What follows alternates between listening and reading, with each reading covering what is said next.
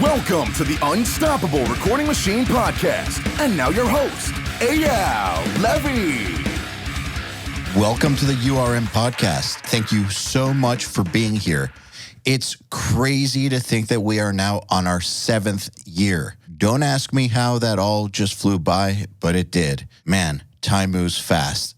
And it's only because of you, the listeners. If you'd like us to stick around another 7 years, and there's a few simple things you can do that would really help us out. I would endlessly appreciate if you would, number 1, share our episodes with your friends. Number 2, post our episodes on your Facebook and Instagram and tag me at EYAL Levy URM Audio and at URM Academy, and of course, our guest. And number 3, leave us reviews and 5-star reviews wherever you can. We especially love iTunes reviews. Once again, thank you for all the years and years of loyalty. I just want you to know that we will never charge you for this podcast, and I will always work as hard as possible to improve the episodes in every single way. All we ask in return is a share, a post, and tag us. Oh, and one last thing. Do you have a question you would like me to answer on an episode? I don't mean for a guest. I mean for me. It can be about anything. Email it to me at eyal@urm.academy. That's EYAL@urm.academy. There's no .com on that. It's exactly the way I spelled it. And use the subject line, Answer Me EYAL. All right, let's get on with it. Hello, everybody. Welcome to the URM podcast. My guest today is Tyler Smyth, who is a music producer, songwriter, musician, 2-time Grammy nominee, engineer, and now the mix instructor. Throughout his career, he's worked with bands and artists such as I Prevail, Falling in Reverse, Lights, Bless the Fall, and his own bands, Smyth and Dangerkids. Also, Tyler, along with my URM partner, Joey Sturgis, launched a joint effort called Band Academy that attempts to address the severe disparity in music business knowledge from a local or regional act to the veteran national and international bands and artists. Basically, they teach bands how to have their shit together. Anyways, I introduce you, Tyler Smyth. Welcome to the URM podcast. Thank you so much for having me, man. I'm very excited. I want to just get into it. You said in another interview that you think that it's a myth that there's a finite amount of success to be cultivated in the music industry. Can we talk about that some? I would love to dive in at the deep end like this. Didn't expect this. Thank you. You're welcome. This is my language, man. This is like my love language in so many ways. I'm very passionate about rock music, right? Because it's where I got my start, and it's still where I do the bulk of what I love. And something that's really irritated me over the years as I've grown, as I've worked with different artists, and I've got to hear each, just hundreds of perspectives on how, the philosophy of a band should operate. And there's a lot of like cannibalization or whatever in rock music. Like a lot of rock bands like to cut each other down. It's a very local band mentality. It's small potatoes, man. Like you're not helping you're not helping what you're about. Like it's interesting. Let me connect a few weird dots. It's like, I remember when Alternative Press came out with their award show and a lot of people wanted to hate on it. But at the same time, everybody wanted to be a part of it. Everyone wanted to go. Everyone wanted to see who win. And then they wanted to complain about, and then they want to complain about the winners. But really, you need to get behind something that is getting behind you, right? So they're getting behind not just rock music and not just a rock scene, but I would say a scene that is, personally, I think it's desperate. I think it needs attention. I think it deserves attention. And then as soon as it gets it, the own people that it's supporting are the same ones that tear it down, and that cannibalization is really toxic. It's very not self-serving, although it feels that way in the moment. And I just wish more and more bands could see the bigger picture, could understand that while you're doing this, there's EDM artists collaborating with each other. There's rappers rapping on each other's songs. Not that there's not animosity between certain sects or certain groups of people.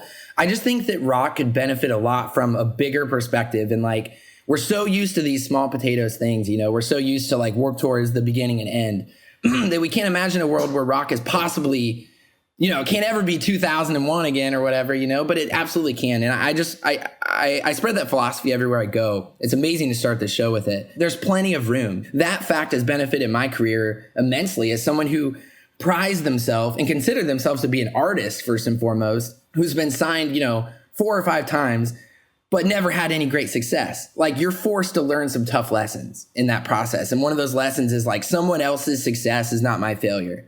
In fact, it's kind of the opposite. Someone else's success oftentimes elevates me and elevates where I'm at in my life. And if I'm not such a, shithead, for lack of a better word, or I'm not thinking so small, or I could benefit from those relationships. Like, your win is my win. Like, the bigger this URM podcast gets, the better it is for all music people, all producers everywhere. And I just wish more people could understand that. Absolutely. When my band got signed to Roadrunner back in the day, there was another Atlanta band who was also being talked to by Roadrunner. They were being talked to by Mike Gitter, legendary A&R guy, and we were being talked to by Monty Connor. Two completely separate deals, totally independent of each other. They thought they were in competition with us for the deal. At the end of the day, we got offered a deal and they didn't, for whatever reasons. And they started putting out around town here in Atlanta that we stole their record deal, or that my dad bought the record deal. All this crazy shit. A few years later, I was at the Roadrunner office hanging out with Gitter. I was like, I'm going to ask him about this. Oh, yeah. I always wanted to know, like, how close did they come to getting a deal? Like, was it truly that there was only budget to sign one new band or something? Like, is there any truth to this? I didn't think there was.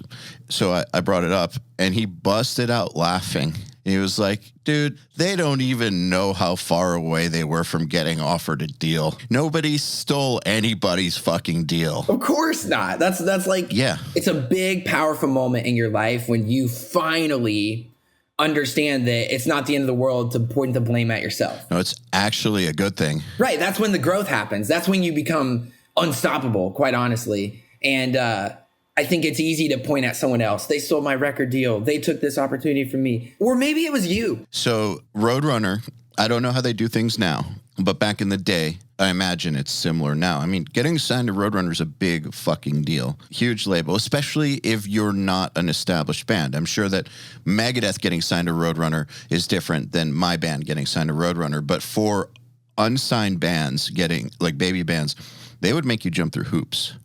Tons of hoops, and like they would court you for like a year or a year and a half, and anytime you would think that, okay, I did what they needed, they'd issue another challenge, like produce a music video on your own. Remind you, this is 2005, not today, where you can just do that kind of stuff, or like there was always something. Sure. And that other band was also getting the challenges, the rings of fire they had to jump through, and they started to get impatient. And then one day they kind of exploded on Gitter, and we're like, what, one of those, like, what the fuck, man, we going to do this or not? Like, one of those. So stupid, man. And that was the end of that. For people listening, like, and correct me if I'm wrong, you would know this, but Mike signed a lot. I mean, like you said, famous. He signed like Killswitch Engage, right? Mm-hmm. I mean, he's discovered a lot of famous. I mean, inevitably, Roadrunner is one of the most ubiquitous like rock labels historically ever. I mean, you're talking everything from Korn and Slipknot to like Nickelback and stuff, right? I mean, and Deicide and Sepultura, Typo Negative, like it goes. Listen back. To that range, though. It goes, as mainstream as you could ever fathom to as not mainstream as you could ever fathom. It's a dream as a rock fan, as an artist in a band.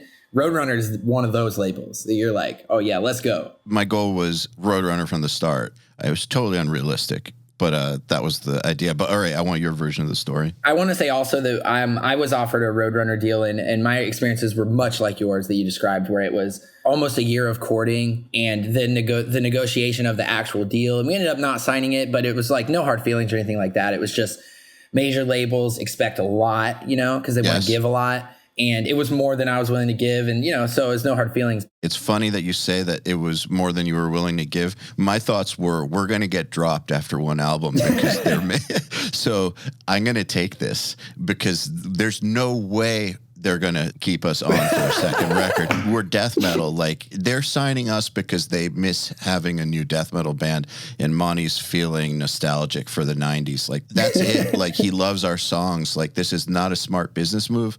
They're going to drop us. We're taking this because after the end of this, we're going to be out there.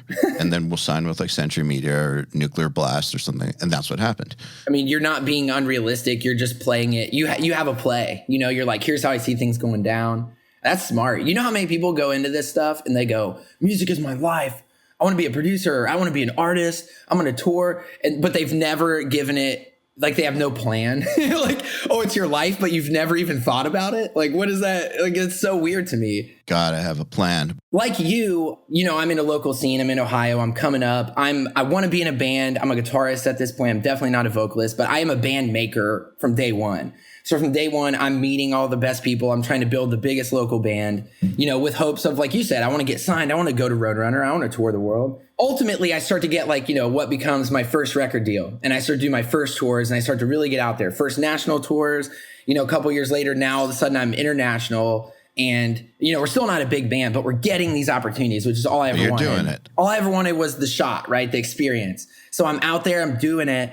And I couldn't fight this feeling that I'm like, I know so many people that are better than me. Everyone back in Ohio is like truly better than me. I'm the worst guitarist I know, but why am I getting signed? Is the question I kept asking myself. And what I came to realize was, and I'm saying this for people listening, this was a real transformative moment for me. But if you are listening, like this was big. I realized that it's so simple, but like on the hierarchy of the importance of skills, like being really strong with your instrument is probably number 6, you know, on the most important skills that you need to have. Like, do you have it down to number 6? I mean, I'm sort of just throwing a number out there. Okay. Because I was wondering what 1 through 5 are. We think that the thing that's gatekeeping us from our success is that we're not good enough at our instrument, but it's that we're not good enough at everything else. You know what I mean? The truth is you were probably good enough at your instrument 5 years ago, but what you're not good enough at is you're not good enough at, maybe it's constructing a song, maybe it's networking, maybe it's like saying you're going to do something and then following through and doing that thing. That's a skill that not everyone has. Some people are great at it. I think I'm fantastic at it. And once I realized that became my superpower. So I was like, oh, so I'm not better, but I will outwork any motherfucker that thinks they can step to me. And that became the mantra all the time, is like, it doesn't matter. Like right now I'm in Michigan. I'm working on this new I Prevail record. It's fucking insanely good, man. And this isn't me being a hype man. It's that I should have gone into this being nervous, right? Just following the success of the previous record. But I knew before we even had one note that I was like, I'm just going to sit there until it's amazing. You know what I mean? That's what I just kept telling myself. Like, yeah. It doesn't matter. I don't know how the songs go yet. We haven't made a single note on this new. I mean, that's not true now. Now we have all the songs written and we're way into it, and it is good. But at that time, there's a period where you just don't know, right? Maybe you're listening, you're in a band, you're sitting at home, and you're like, I think my band is dope, but I don't know. Or you want to be a producer and you want to, you know, maybe you want to make the next I Prevail. You want to do that. And you are your only fan, right? You're the only person in your mind going, I think I'm pretty good at this. You know, and maybe your parents are like supportive in some tiny way where they're just like, oh, you're smart, you got it. Or maybe they're not. But the point is, it's not just your proficiency at like even engineering or even like mixing a snare drum. It's like so many things. Like, are you good at communication? Can you develop an atmosphere where you can dare to suck? There's true artistic exploration where there aren't stupid ideas. Like, it only starts that way. You know what I mean? It's like, I think the sooner you can let go and you can become confident, find what makes you confident. For me, it's knowing that I will outwork anybody. And even if we make the album and it sucks, guess what? I'm going to sit there until it doesn't suck anymore. End of story. That's it. And that gives me the confidence to not be nervous going into any session. You know, I go into one-day sessions. They feel like they happen so fast with people that I just never thought I'd be in a room with. Like, I mean, nothing crazy, but just like those things where you just really, you feel outside of yourself for a second and you're kind of like it's surreal. This is what I wanted. Yeah, that's all I think as I look around. And as much as I want to complain and I want to be like at home playing video games or whatever, I'm like, I'm not. I'm in Michigan. I'm in an Airbnb, but this is what I wanted, dude. You know what I mean? Like, this is what it is. Like, this is what I've been putting all this effort into. Do it, enjoy it, live it, like own it, like it's yours. Like we've made this with the band. I'm not taking credit with the band. I'm just saying like this life of mine, this career, the fact that I get to wake up and pursue music every day is the dream. That's the dream I always had. And for me, it started then. It started with realizing what my strengths were and maybe more importantly, what my weaknesses were. Like, I think I'm a great songwriter. However, to get there, my idea of a great song just takes me a long time. And for some people, that's not a good fit. For some people, it's just not what it is. But no, some people need it in 5 minutes. Literally. Yeah, I'm skipping ahead a little bit, but I've had these transformative moments. I had one with Trauma where the last I Prevail album, was called Trauma. And we were finishing it up last little bit. Like, we're at 90, 95% done. And at this point, I'm still like the record's a little bit over time. And the people at the label who were fighting for me had basically fought as much as they could with their higher ups at the parent label, which is Concord, because they're a Fearless Records band. Just for people that don't know, deadlines for labels are kind of important. Yeah. I mean, look, you're fucking with their money. Like at the end of the day, I mean, they have a business to run and it's not wrong for them to feel that way. Their job is to keep the shit moving. If there's no label, there's no artist on the list. You know, it's like everyone's working together here. Everyone's on the same page. The A&R person who is amazing, literally one of the few just incredible A&R people, his name's Andy Sarayo, and he's now the president of Fearless, but he was talking with their higher ups and he went, shout out Andy. Dude is the realest thing, completely fueled by passion, like me too. But he said, look, I've been telling these higher ups, like, it's worth the wait. It's worth the wait. They've heard it from me a lot. Would you mind coming in and just explaining to them where the album is at? And I was like, sure. So I go into the Concord office. It feels very much like an Entourage moment where I sort of had to do it. I had to like put it all on the line because anyways, literally we're in a boardroom meeting, like with a long table, like a TV show and all these execs on the other end. And I literally said, I was like, you don't want this album. You want this album in 3 weeks. Like, you know what I mean? I was like, please just trust me. And the words I actually said was perhaps overly cocky and overly confident. I didn't really think about it until I left the room, but I was like, when this album comes out, you won't care about how long it took. That's all I said. Thankfully, that was true, although I didn't know if it was true at the time, right? So I call it putting the gun on the table, like in the movie where you're negotiating with somebody and they put the gun on the table to kind of prove the point that this is the way it is. And I mean, you don't have to agree, but this is the way it is. I mean, that's not 100% putting the gun on the table, but it kind of is. It's like, I get that. You can take it the way it is now. You're shooting yourself. You don't want this option. I am making it and I'm telling you, you don't want it, you know? And the cool thing was they were very receptive. They were totally chill. Like, I think I went into it with Andy going, look, he's like, look, they've heard it from me for a while. Like, I think it would be nice to hear it from you. In your terms, I did. I like staked it. I was like, these are my terms. This is how I see it going down. Like, all the cards on the table, gun on the table, you know, it's like, that's sick. I love that expression. Thankfully, it did go on to be successful because accolades aside, it was their top grossing album of the whole year, even for the parent label, like even for the major. So of all of the Concord artists, nothing grossed more than my album, you know, which is like a great spot to be after you know, run your mouth about it kind of thing. But I was feeling defensive of my work. I'm like, dude, are you kidding me? We put in a lifetime into this and now you want to chop the last like little bit off, you know? It's like, man, you got to feel that way though. You have to feel that way about your own work. And I know that sometimes people feel insecure about their work, but there are moments, I think, where you're faced with a decision where you know that if you don't make this move, things are going to be destroyed, or maybe they're just not going to be nearly as good as they could be, but you have to get other people to believe you. Yeah, and that's fair, and they deserve it. They deserve it, but they could also tell you to go fuck yourself. They might not believe you, and so there's a big risk involved in that. And I think you have to go in believing what you're saying. You have to be cocky about it because you personally have to believe it. If you don't believe it enough to put the gun on the table, then why would they believe you? I love that, man. Wow. I literally have chills with you talking right now, just so you know I'm not playing. Like, look at that. Because I'm reliving that moment and I'm listening to the things you're saying and it's all too real and too vivid. And I guess for anyone else who's listening, when you're by yourself and you're recording local bands and there's not necessarily a label, you know, the boss is the band and that's it, you know, because the band is paying for it and it's the band's product. But with a label, it's like things get separated into three parties now, right? And there's a neat side effect that can happen. Look, I am that type of person. I'm the kick the door down for my artist type of person. I can't help how deep it runs with me. It's like, I think it is like scary to people sometimes because like the way I run a session, like, I don't know, I can't work with everyone. That's all it is.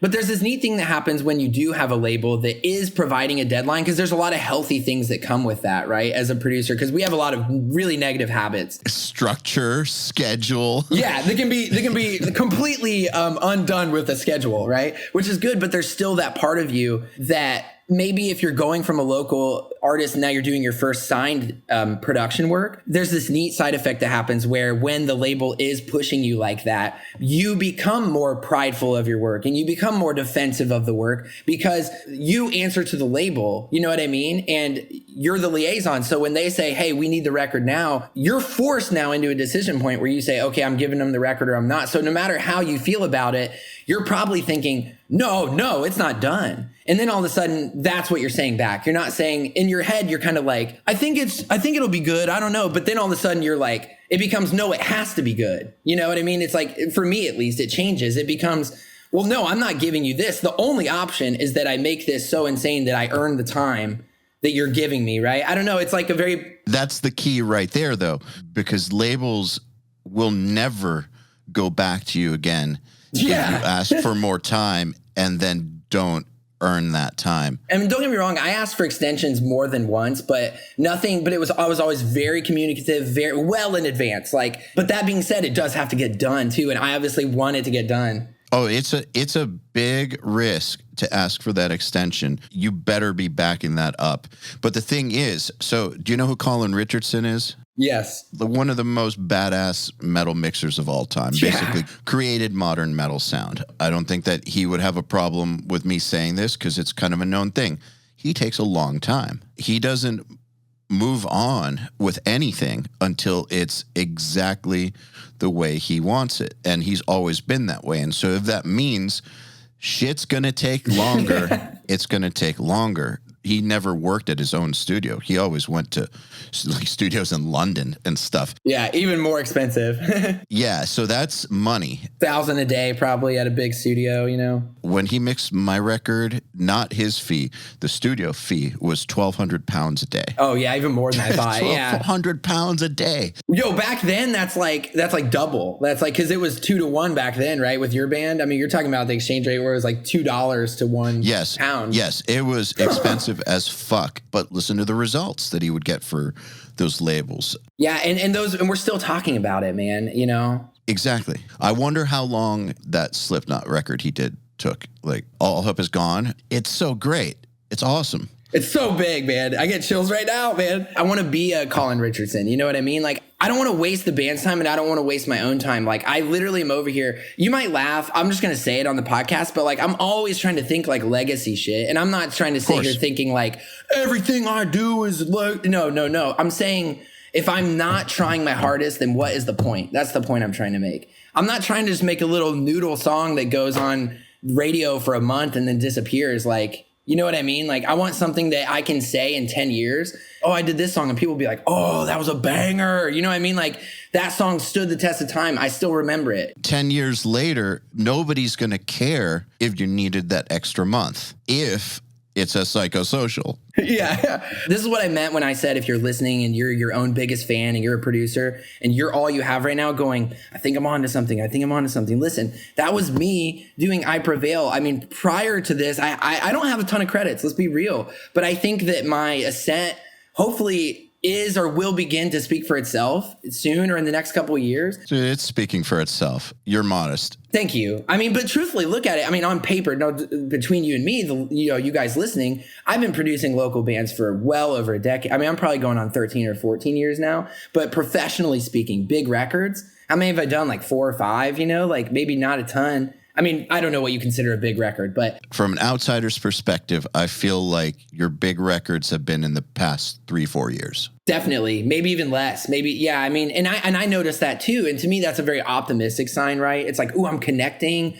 I'm doing something right. That's great. Listen to it like this. Like, it's easy to look back and be like, yo, Trauma, that I Prevail album, it was nominated for Rock Album of the Year at the Grammys. Like, it's easy to say that now, but back then, I'm following up a record with a rock band, okay, whose debut album has platinum singles on it. And the record itself is gold. Like, you can look at it like, yo, you're walking into a huge album, or you can look at it like, you're about to fuck this band all up, dude. You know what I mean? Like, they built the biggest career for themselves. And if you do this wrong, you are done. Like, you look like it's a high stakes game, man, in my opinion. So you strike me as a super positive, like you said, fueled by passion kind of person. However, like you just said, there's some pressure involved in that situation. So, I mean, now I'm not going to say used to it. Especially back then when it's your first time with those kinds of stakes where, like, not only could you fuck up their career, but your own. Why would a label ever trust me with a huge budget record if I fucking bombed their biggest band? Like, they're not going to ever do it. Yeah, like, if you have a track record of, like, a decade of success and then something bombs, people are going to blame the band. Yeah, now I feel like I have some validation from the success or whatever, but prior to that, I still didn't have that. I moved to LA about 5 years ago, lost all my clients because I was just recording local Ohio bands. So essentially lost my reputation as the guy in Ohio. Just out of curiosity, real quick, did it matter to you that you had Joey in your corner? No, I think having Joey was magical, but I think that if... Joey Sturgis, by the way. Joey Sturgis, right, is one of my best friends. I met him when I was in college and when he was just getting started. I was the third band he ever recorded. Joey's been a big champion for you. But all right, but back to the pressure. Well, and I think we should talk about that at a later time too, because Joey was humongous for me in my life, but not in the way that people think. Because I think the obvious thing is like, if you're a producer and you're listening, you're like, oh, Joey like taught him how to do everything. And it's like what Joey did.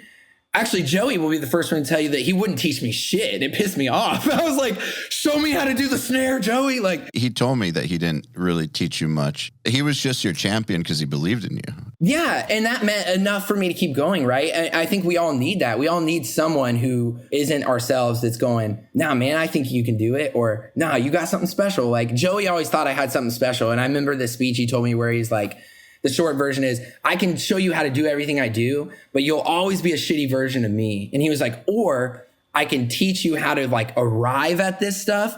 And he's like, who knows, man, you could be way better than me. And this is in a time when I'm thinking like, I mean, Joey is like just now doing like the first Prada album. You know what I mean? This is like 10 plus years ago. This is forever ago. This is unsigned Prada album. This is not like...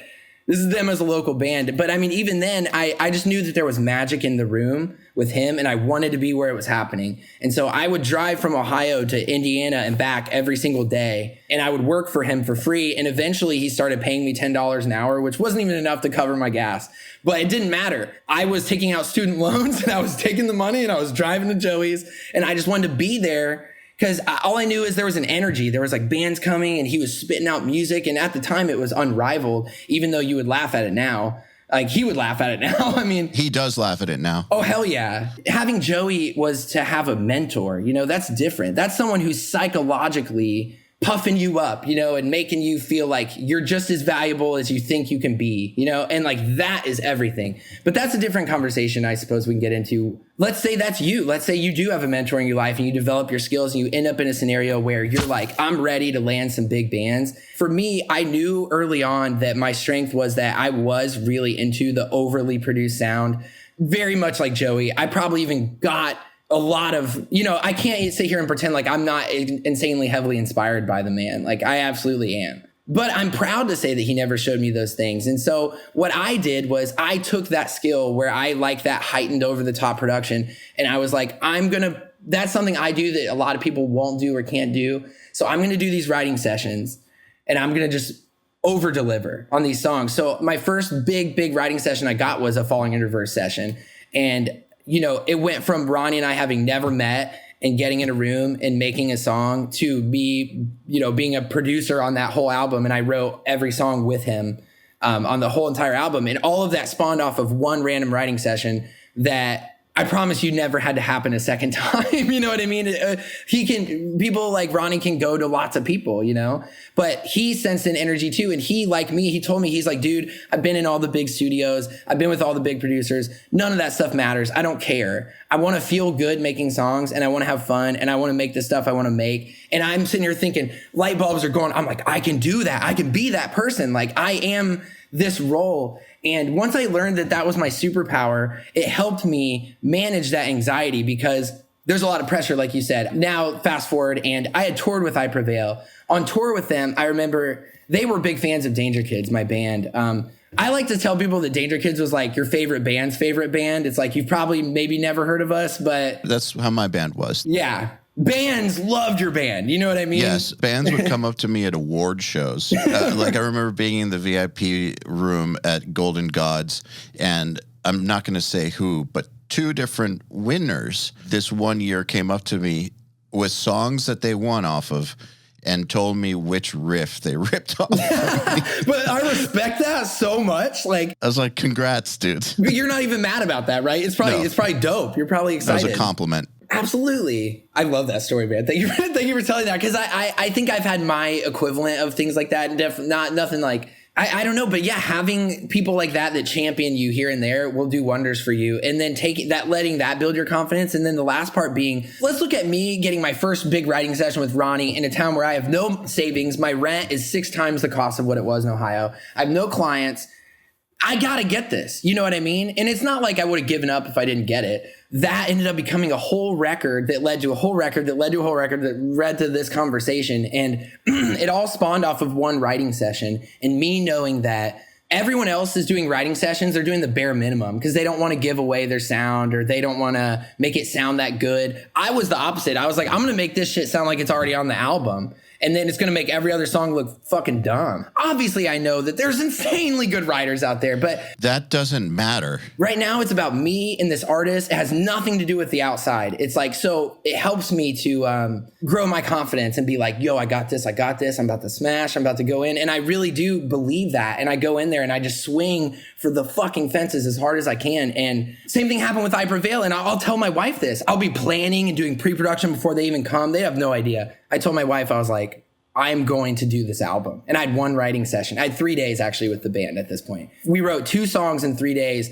And the first song was Hurricane, which was their first #1 ever and mine. So the first song we ever wrote in one day was Hurricane. Now, obviously producing it took way longer, but the bulk of the song was created in one day. The hook, the chorus, the whole intro, the whole first minute and a half of the song.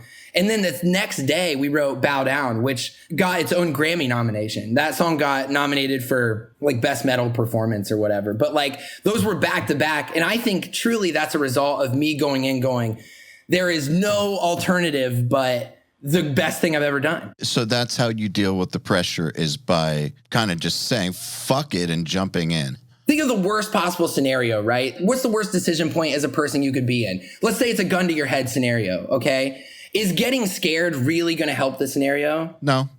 I mean, if you're asking yourself, no, what's going to help is action, right? And I think for a lot of my life, I operated on this emotional plane where like emotions, don't get me wrong, like I'm very artistic. Obviously, I'm very in touch, but the ability to pick them up and put them down is a superpower too, you know? Or to channel the right ones. Yes. Oh my God. And live in them and like stew in it. Like I, more than anyone I know, can sit in an uncomfortable conversation and just stew in it and just not care. Like there's a Tim Ferriss quote. I'm paraphrasing a little bit, but he's like, you can judge a person's trajectory by the amount of uncomfortable conversations they're willing to have. And that's been big in my career because sometimes it's uncomfortable conversations with an artist. Like, look, this thing that you love, I feel strongly enough to tell you that I don't think it's great. I think we can build on it. I think it can be better. And I don't want to you're talking about someone's art. You're talking about, you're writing songs about people that passed away. You're treading on really touchy ground. So the way you approach this with tact means everything. But I think the wrong answer is to say nothing. But you have to do it. Not even in dealing with artists or music, just in business. Some of the best things that have ever happened to me in my trajectory have been because I have approached people I work with some very uncomfortable stuff, and we've talked about it. And it sort of, in your mind, had to be done, right? I mean, it's just... Had to. And again, it could have gone very bad. I could have been told to go fuck myself and everything could have blown up. Are we talking gun on the table here? We're talking gun on the table. And my partners can confirm that we've had some intense pivot points, which were the right move. But to actually bring those conversations up is fucking scary. But without doing that, we wouldn't be where we are. That straight up, we would not be where we are. Yeah. Think about how many people are right now, even people listening right now, are held back because of fear. Like fear pretty much is everything. It's like no matter what it is, like no matter what you think, you might not even be aware of it. But what's holding you back can be boiled down to you being scared of something that probably doesn't ultimately deserve your energy of being scared. you're going to reach these pinch points in your life that I think you have an opportunity to stay right where you are and not grow, and nothing changes and your life stays exactly the same, which is not what you want. Or you step up and you allow yourself to be uncomfortable and you do grow and you do change and your life gets better. I mean, that's a lot of life can be boiled down to that. I'm sort of the king of that, dude. I can see that in you too. Like I could tell that you and I could have some like amazing discussions because I don't know, we don't burden ourselves, let's say, with the stuff that doesn't serve us in this. Try not to. Like in an uncomfortable conversation, like, yeah, you try not to, but you automatically are better off than the average person who's giving it no effort. Oh, I mean, you have to do this stuff. Do you follow Will Smith's YouTube at all? A little bit. I mean, I love what he's about. I love it. He talks a lot about this kind of stuff on his YouTube. And I believe in one of them, he was asked like, what his biggest motivator is or the biggest secret to success, that sort of question. Sure, I'm paraphrasing too.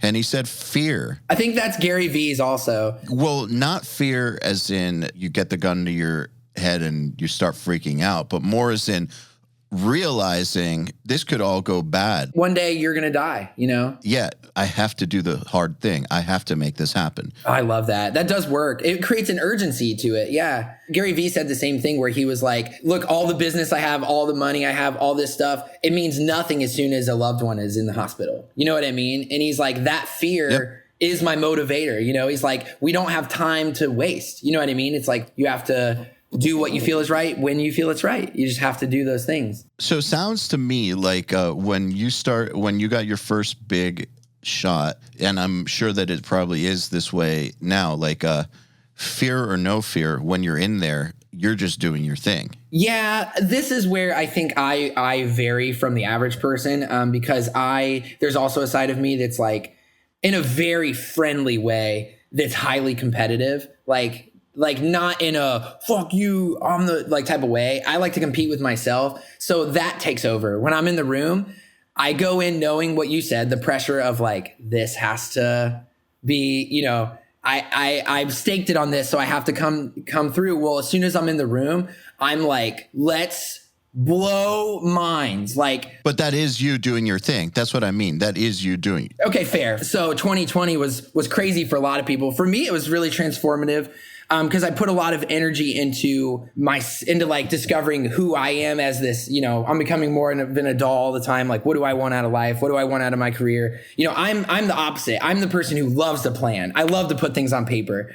I do it every weekday at 1:00. I do. I mean, I could get into this shit. I have all these weird things that I do. A lot of those tough conversations were with myself, and I had to accept like, you know, my flaws, like, or things that maybe I wish I could change or I don't like about myself. I had to accept them. Like, what's a dumb example? I know that I'm superficial. Like, I accepted that. I was like, I love nice clothes. I shouldn't. It's stupid. It means nothing, but it's just who I am. And when you start to accept those things that you're like, I don't know why I'm like this, but I don't need a reason. It's just how I am, you know? And I did that. Like I did that with my as much of my personality as I could, including, and most importantly, my shitty qualities and my flaws and like, why am I like that? And just trying to accept it. I realized that not like I expect a lot of myself. Everyone expects a lot of themselves. I aim to be like, my goal going into this is that I want to be one of the best to ever do it. That's what I say. Mm-hmm. That's what I tell bands. And I don't think I should be punished. And I don't think I should be like ridiculed. And I don't think anyone should for that, because I'm not talking about anyone else but myself. I'm talking about my relationship between me and the craft of like making music. You know what I mean? I'm not talking about, I think I'm better than this producer, or I think I'm the best, like God's gift. It's nothing like that. It's that, look, finite amount of time, right, on this earth. When I'm done, when I walk away from this career, I want people to be like, that motherfucker did it. You know, like that guy did some shit. Like he made some bangers. Like I know I'm not the only producer and I won't be the last. I just want to be one of the big ones. I want people to look at Tyler and be like, undisputably, dude knew what he was doing. Dude had something. You know what I mean? I don't want people to be like, greatest of all time. This dude's, you know, I'm not trying to have a Kanye type attitude. I'm trying to say, like, if I'm not trying my best, then what am I doing? You know? And I think that is where my competitiveness comes from. But it's always like with this new I Prevail album, my goal is that every rock band hears it, and then and then they go, all right, we gotta have a band meeting. And they go have a band meeting and they go, all right, we got to change our sound. We got to change the way we're doing everything because of what Tyler and I Prevail did on this album. You know, it's like, that's the type of bar I'm setting for myself. And whether or not I reach it, I don't know. But if I'm not trying, I don't get what the point is. You know, it's like, I'm here to win. I'm here to play for keeps. That isn't to say that I'm here to make someone else lose, or I'm here to like talk shit about. There's so many good bands out there, you guys. Obviously, I wish I could produce them all, but I'm slow. I do like, you know, 1 or 2 records a year, or like, you know what I mean? It's like, it's really slow. So you said you don't think you should be ridiculed about this. And I think that that's kind of a really important point. I think a lot of people are afraid to admit what they want in life because they're afraid of getting ridiculed. And that's my 2020. My 2020 was like, shit's changing, man. Like, I'm just here in my house with my wife. Life's good. Don't get me wrong. I'm literally like, we bought our house in 2020, you know, in January, like before everything happened. And luckily things are all good. Like, I'm sure it looks nice on the inside. Thanks. The studio's dope. You'd love it. Yeah. She's good. She's good with that shit. Yeah. Oh, you'd love it. You'd love it. Yeah. And you could explain, but my wife, you know, shout out Kim. She's the best, but yeah, she's an interior designer and has also designed, some stuff for EYAL. Yeah, she does a great job. And Joey too. She would never want me to brag about her, but she's so good, man. Like, she's worked on huge projects. Like, when she was at Tangram, she did like, you know, the new Netflix building that's in like Hollywood and stuff. Like, she did a couple floors of that. She's done like award-winning, like Frank Gehry, who's like he's one of the most famous living architects right now. You know, like, she's like designed stuff and been to awards and like been nominated for like awards because of she designed things that he built. And like, but day in and day out, most of it isn't that exciting to her. You know what I mean? But she would never tell people that. But I'm just sweet brag because I love my wife and she's so good. Yeah, I had no idea. That's awesome. And I'm not surprised. She'll never talk about herself like that, but I wish that she could in a way. But again, it's like, I don't think she should be ridiculed for that either. It's like, I think I'm in this mode where I'm like, yo, can we just like celebrate? Can we just be happy for each other for a change? Like, can we just like, you know what I mean? Like, look at all those plaques behind you, dude. Like, that's what I'm about. I want everyone to have that many plaques behind them. Like, why not? Like, want to know what's funny? She'll tell you because I just asked her to help me lay out the rest. Sick. Nice. Yeah, there's like 18 more coming. Oh my God, dude. Yeah, it took me a long time to get comfortable with doing something like that, because for the longest time, like, that ridicule idea was in my head. Like, I was like, that's cheesy, like, I'm not that kind of person. Yeah. And then one day I was like, you know what, let's see what happens if I acknowledge my own career and I have it up. Dude, you know what's funny? Kim said that to me in different words. She said, how many songs do you have to do before you just accept that you're a guy who does songs? And I was like, because you have a good question. Rewind it, right? Because I'm a guy in a band. I'm just recording my friends in bands.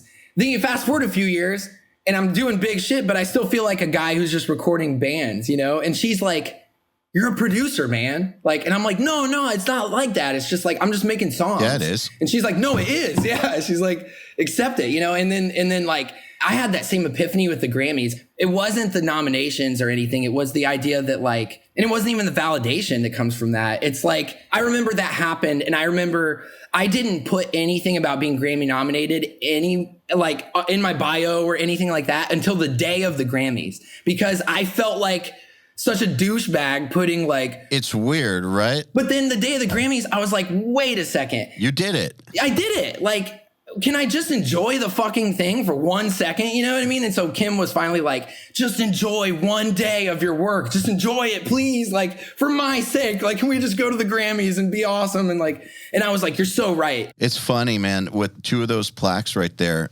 I didn't go to receive them. Joey and Joel did, because I was like, that's not me. But it is, though. It's so interesting. You should have received it. Yeah. I mean, I got it. They're up there. Yeah, you've come to terms with it. I get you. I came to terms with it, but like, they posted pictures of themselves on stage receiving it, and I just didn't want to go. Yeah. You just felt like that's not my vibe or whatever. That's not my vibe. But then I decided that without becoming a douchebag about it, what would it do for me psychologically to just come to terms with this stuff and accept it? Like, just accept this. This is reality. Like, the reason I want to do that or wanted to do that was because I still feel exactly the same way I did before anything went right, which is, I think, is a good thing to a degree. Like, you should always be hungry. You should always want more. Absolutely. But at the same time, kind of got to acknowledge what you have done. And I don't mean it in a lame, like, hashtag gratitude sort of way. Yeah. But I mean, for your own mental health. Like, it's just a fact. It just, like, ignoring it is just false. Exactly. It's just false. Yeah. The fact is you won those awards. You have those plaques. You earned it.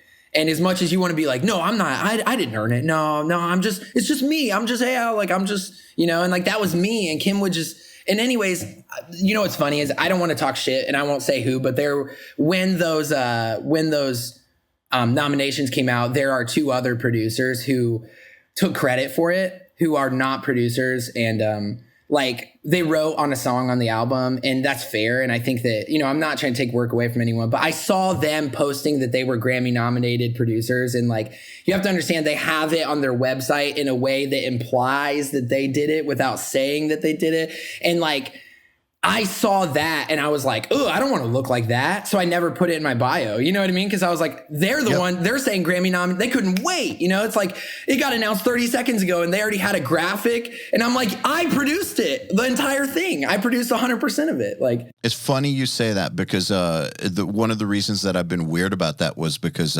somebody falsely accused me of doing that many years ago. Interesting. Yeah. How did you handle it? By never posting about anything that I worked on. Yeah. That was my first thought was, okay, well, I'll just never talk about it because I don't want to deal with it or answer it, That's why none of the records I've worked on are on any of my social media, pretty much, is because I didn't want that.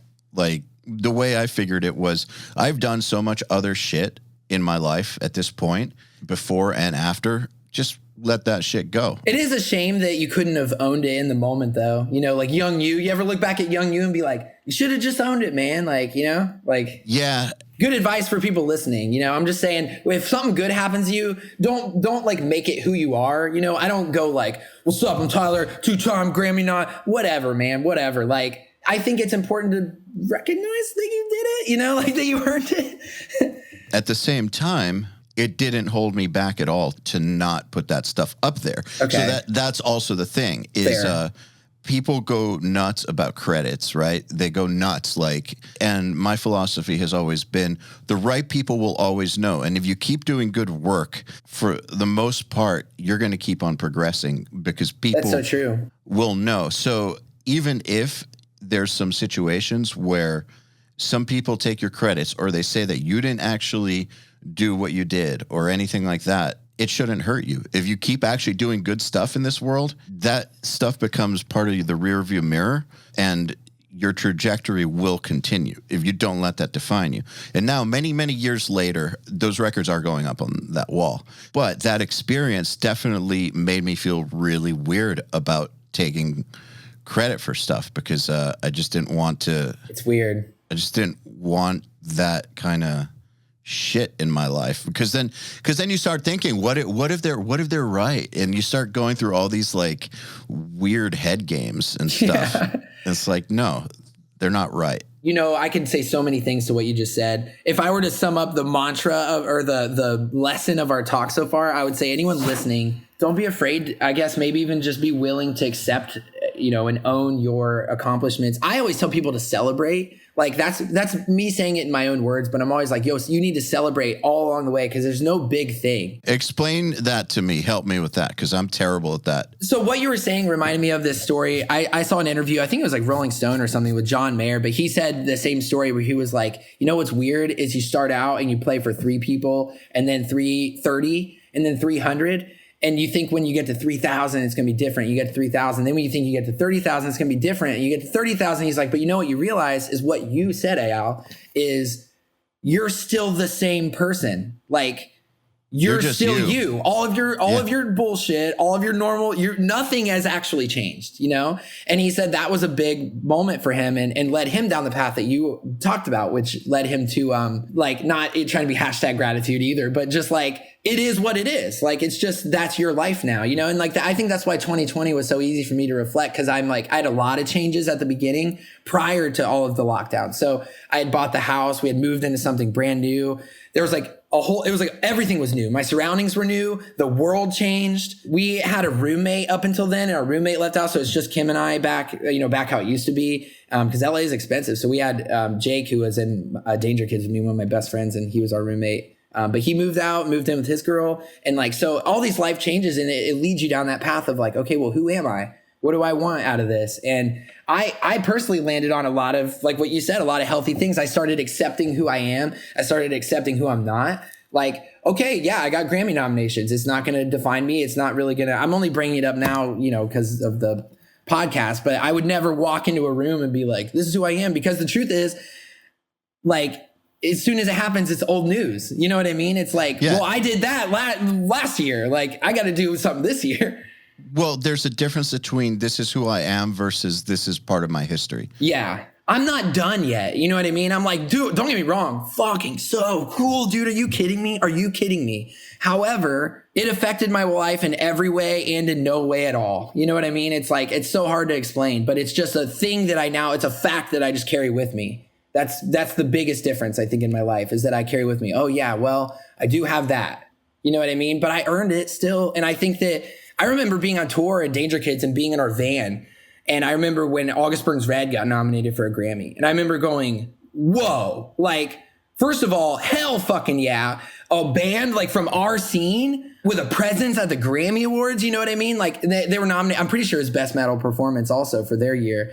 And I'm sitting here thinking, I wish our fucking rock scene would get as excited as me right now and all go register to vote and fucking vote those motherfuckers into the winning category. Like, we got to put on for each other, man. Like, we got to help rock. We got to help metal. It's all the same shit. Like, and now more than ever, dude. I agree. Rappers are starting to really fuck with rockers and rock music and bands. Pop people are really starting to mess with rock. You got MGK turning into Blink-182. Like, I'm telling you, rock has always persisted because it does have this diehard fan base at the end of the day that won't quit. Everyone who likes Slipknot gets the fucking S tattooed on them and they're fans for life. I am still a fan for life. Exactly. Dude, we already accomplished it. The wings of the dead. Dude, that shit's amazing. Like, but that's People what a rock fan is. Shit. People do equal shit. We're referencing Slipknot songs in this room while working on I Prevail, dude. Yeah. In any case, that's what a rock fan is. That's you, EYAL. That's me. And hopefully that's you listening. Like, can we maybe try? Honestly, let me say this. I encourage anyone listening, go fucking be excited for your friends and other people when they win. The opposite of what you would normally do. Whatever, keeping some weird quiet shit in the back of your head. Oh, they don't deserve that, blah, blah. Try just for once throwing all that out and just spend a week and just get hyped on shit, on the positive shit. And I think you'll notice that there's actually a lot more positive happening around you than you're realizing. And you're just not focusing on it. And when I choose to see it and I choose to focus on it, it's honestly so easy, man. And I turn believers into everyone around me. The whole I Prevail guys, the reason this album is going to come out, just watch.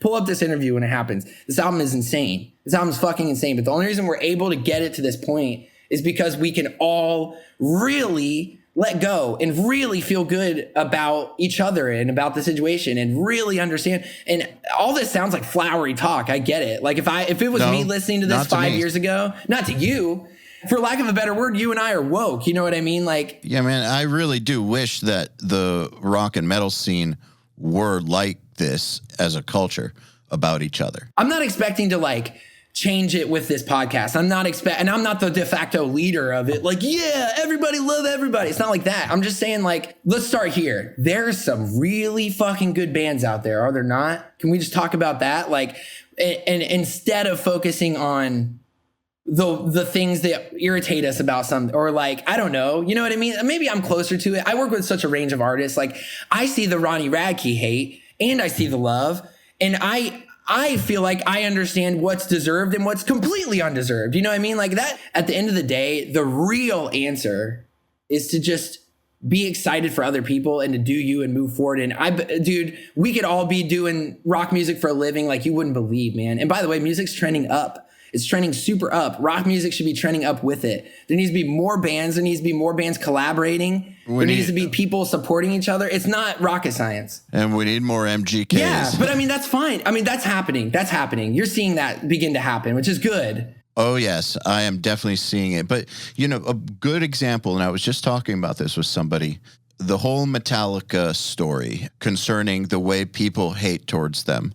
Metallica fueled the economy in a big way for heavy music. They are one of the biggest reasons for why heavy music exists, is on the map and keeps on going. And so then on a smaller level, bands like Slipknot, Disturbed, Avenged Sevenfold, they're all economic drivers, and it trickles down. I don't care if you believe in trickle-down economics or not, or any of the political stuff. This is an apolitical conversation. But the success of these bands trickles all the way down to shit like black metal and the most extreme genres. All of heavy music gets bigger and survives, stays afloat, keeps going because of bands like these that get all the hate, which is amazing. They've already accomplished more than anyone could ever fathom, but people are still like, they suck, or they like listen to the. Shut up, dude. They made your world. Like, yeah, they do more for everybody else than anybody else ever has in this world. I read the top 10 of the top 10 words that you can say. You can go in anywhere in the world, and what are the top 10 words that you can say and someone will know what you're talking about? Metallica is in the top 10. It literally crosses all language barriers. Number one, to give you an idea of the list of words that they checked, and you can say it in any language, anywhere in the world, and someone knows what you're saying. Number one is Coca-Cola. You know what I mean? Metallica is on the top 10 because they're huge in America, but they're huge everywhere.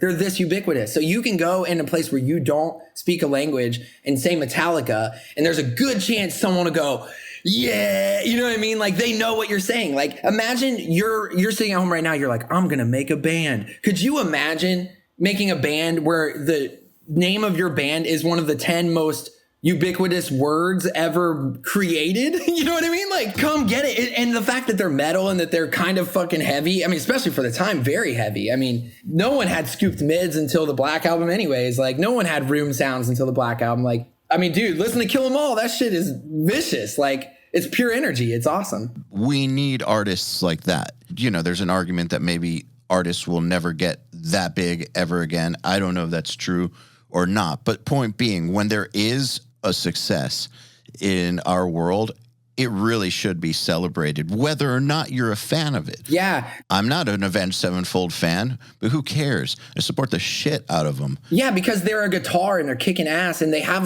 they mean a lot to a lot of people, and they're doing so much. Like, even on the selfish way, they're doing a lot for you and me. It's like they are.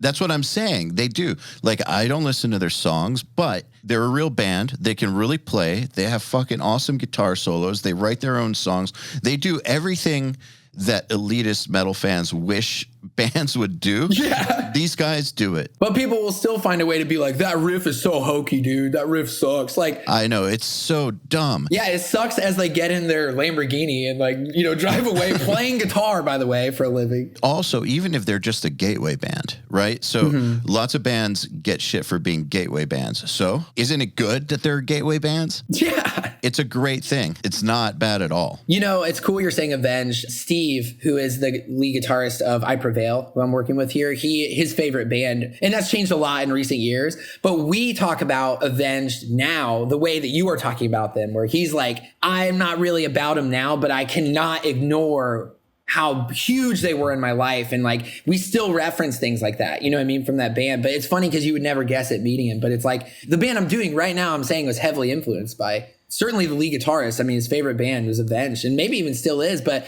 he doesn't, it's not the same for him that it used to be, but it doesn't matter. It's still the same in other ways. Doesn't matter. It's done. The thing happened. You know what I mean? Like, Metallica happened. Like, you got to acknowledge that. Yeah, exactly. And we need, again, whether or not it's the same size as Metallica, that's arguable. That could have been a point in history. But we need bands to take those places. And the only way that that'll happen is by people being excited about this kind of genre and about the success of bands in this kind of genre. I'll add one last thing is the reason I encourage anyone listening to do it is because personally, the moment that I started just like celebrating life and the little things too, going back to that, because there's never a big thing. You're always waiting for the Grammys, but it isn't like boom Grammys. It's like, it was such a slow rev up to that, man. It's that it doesn't, you know what I mean? It's like, that's why you have to take it. Even if it doesn't feel significant. Oh, we booked a show. Oh, we're doing this podcast. Oh, you take a second and be like, and tell yourself these words in your head. I got this from my wife. My wife said this to me and I repeat this to myself all the time. I say, this is what you wanted. You know what I mean? I say that in my head every time. So every time I'm like, you know, let's say it like this. Now, look, I don't want to be in Michigan. I want to be at home with my wife and stuff. But why are you in Michigan? This is what I wanted. Yeah, I dreamed as a kid of being a producer. I'm like, maybe I'll even like fly all over and I'll be making hit records and all, you know, what's the kid fantasy? Well, part of that has arrived, you know, and it's like, it's more empowering to acknowledge it and to remind yourself that you worked for it and you achieved it and you're here now. And like, dude, I used to bitch about the stupidest stuff. I would go like, I would work with artists and I have cats at my house. So they'd be like, oh, we're allergic to cats. So we get this big studio in Hollywood, right? I don't know, name it, whatever, record plant. So I'm driving in and I'm bitching the whole way, or I'm in an Uber and I'm like complaining. You know what I mean? I'm like, this is so stupid. We're going here to do something. We can just do it at my studio just so I can bring it back to my studio and try to make it. And then I get there and I go, damn, this place is this is awesome. Got a lot of history. You know what I mean? And they're like, yeah, that's Justin Bieber's room. Skrillex is in there. You know, and I'm sitting here thinking, why am I such a bitch? Like, why don't I just like relax and enjoy things? You know what I mean? And so then I start reminding myself like, hold on, dude, this is what you dreamed of. You dreamed of, you know, maybe even complaining on your way to in the Uber to the, you know, but like I get there and I go, all right, Tyler, you need to have more gratitude, like not to be lame, but you need to like appreciate shit. You need to like snap out of it. And I look around and I go, this really actually is what I wanted. You know, I dreamed of like, you know, you get there and like, I remember laughing my ass off because I didn't know that when you got like a big studio, I'm just making fun of myself here, calling myself out, that like it comes with like assistants and it comes or engineers or runners, staff. It's just general staff. And like, so I'm getting there and they're all like, what do you want us to do? And I'm sitting here thinking, I don't even know who you are. And I'm like, you're not in the band. You know, I'm just like, I'm so small potatoes thinking, you know? And then I start to realize, like, we do the session. At the end of the session, they like hand you these papers. And I'm looking at this. I'm like, what is this? And I realize this is this motherfucker's hours and I have to sign it. You know what I mean? Like, I'm the boss and this guy is working here, hoping to get to where I'm at. Like, I took this weird ass route and didn't go like work my way up in the studio world. I just toured and met bands and produced that way. You know, that was my avenue. It's surreal. And you do need to take a moment to kind of like the way that we were talking about the plaques, like it happened. It's reality. It is your reality. I remember, and it's one of those things that's not the deepest thing on earth, but one of my goals was always, I want a career where people are flying me places. And I think it's just because of the way I grew up. People flew my dad places and that felt good to you. Like it got wired in. Yeah.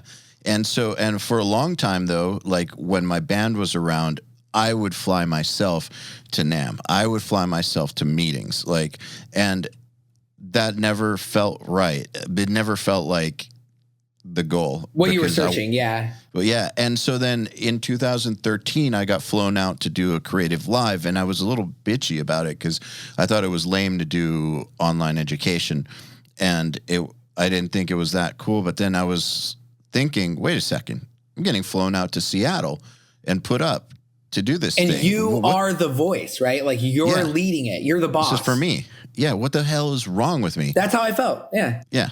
And yeah. How'd it go? How did it go? Obviously. Well, I mean, here we are. Exactly. Yeah. That's what I'm saying. I got there and I was like, wait, not only should I not bitch, I should be going off. Like I should be making the most of this, you know? That's what I did. I made the most of it and here we are. It spawned everything. I've been that way too sometimes on Nail the Mix trips, going to Sweden to like do an Opeth session. Oh, it sounds so hard. But I know in the moment you like, well, I kind of want to be home. It's like, God, do I really need to fucking travel again?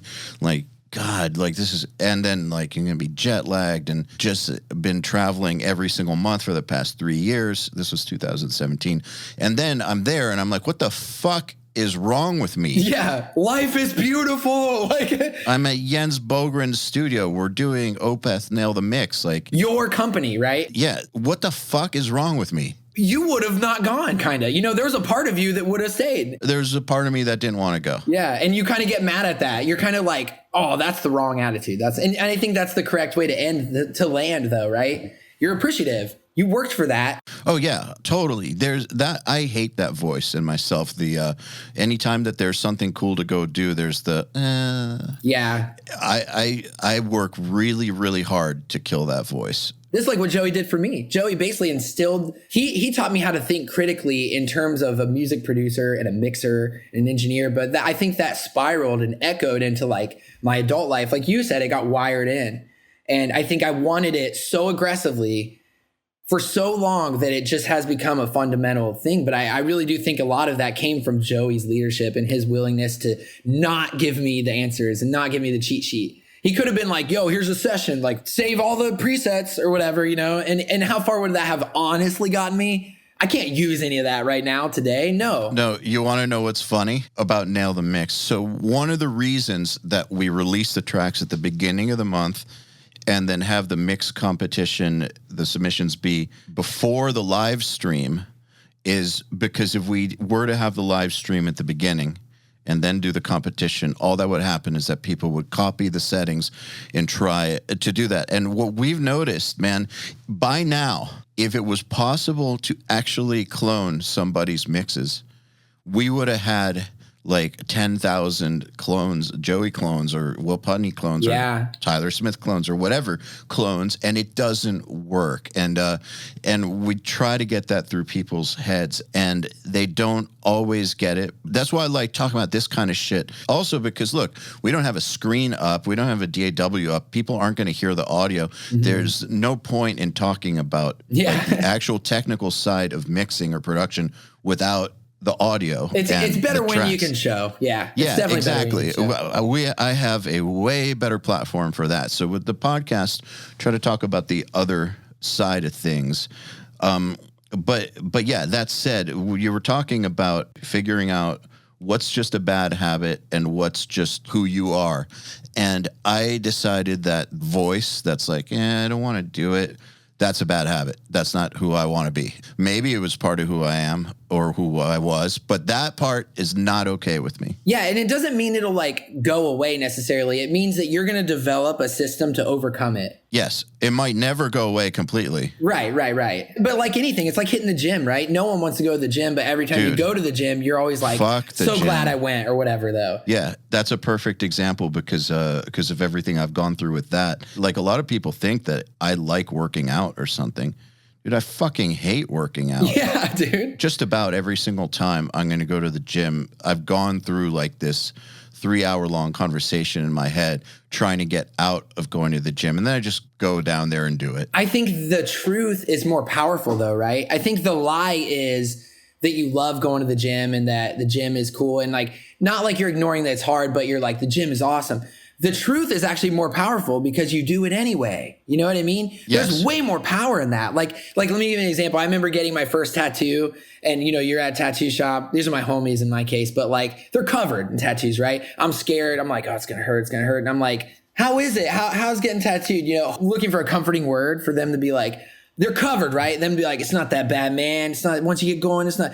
What do they say? They say the opposite. They're like, oh man, it hurts like fuck every time, dude. It hurts so bad. And I'm like, but you're covered. And they're like, yeah, I know. I sit there in the pain. You know, it's like, that's what you said with the gym. It's like, I know people who are jacked, who are super ripped and go to the gym all the time, who hate the gym, you know, and they're my favorite people because I feel like they're not lying to me.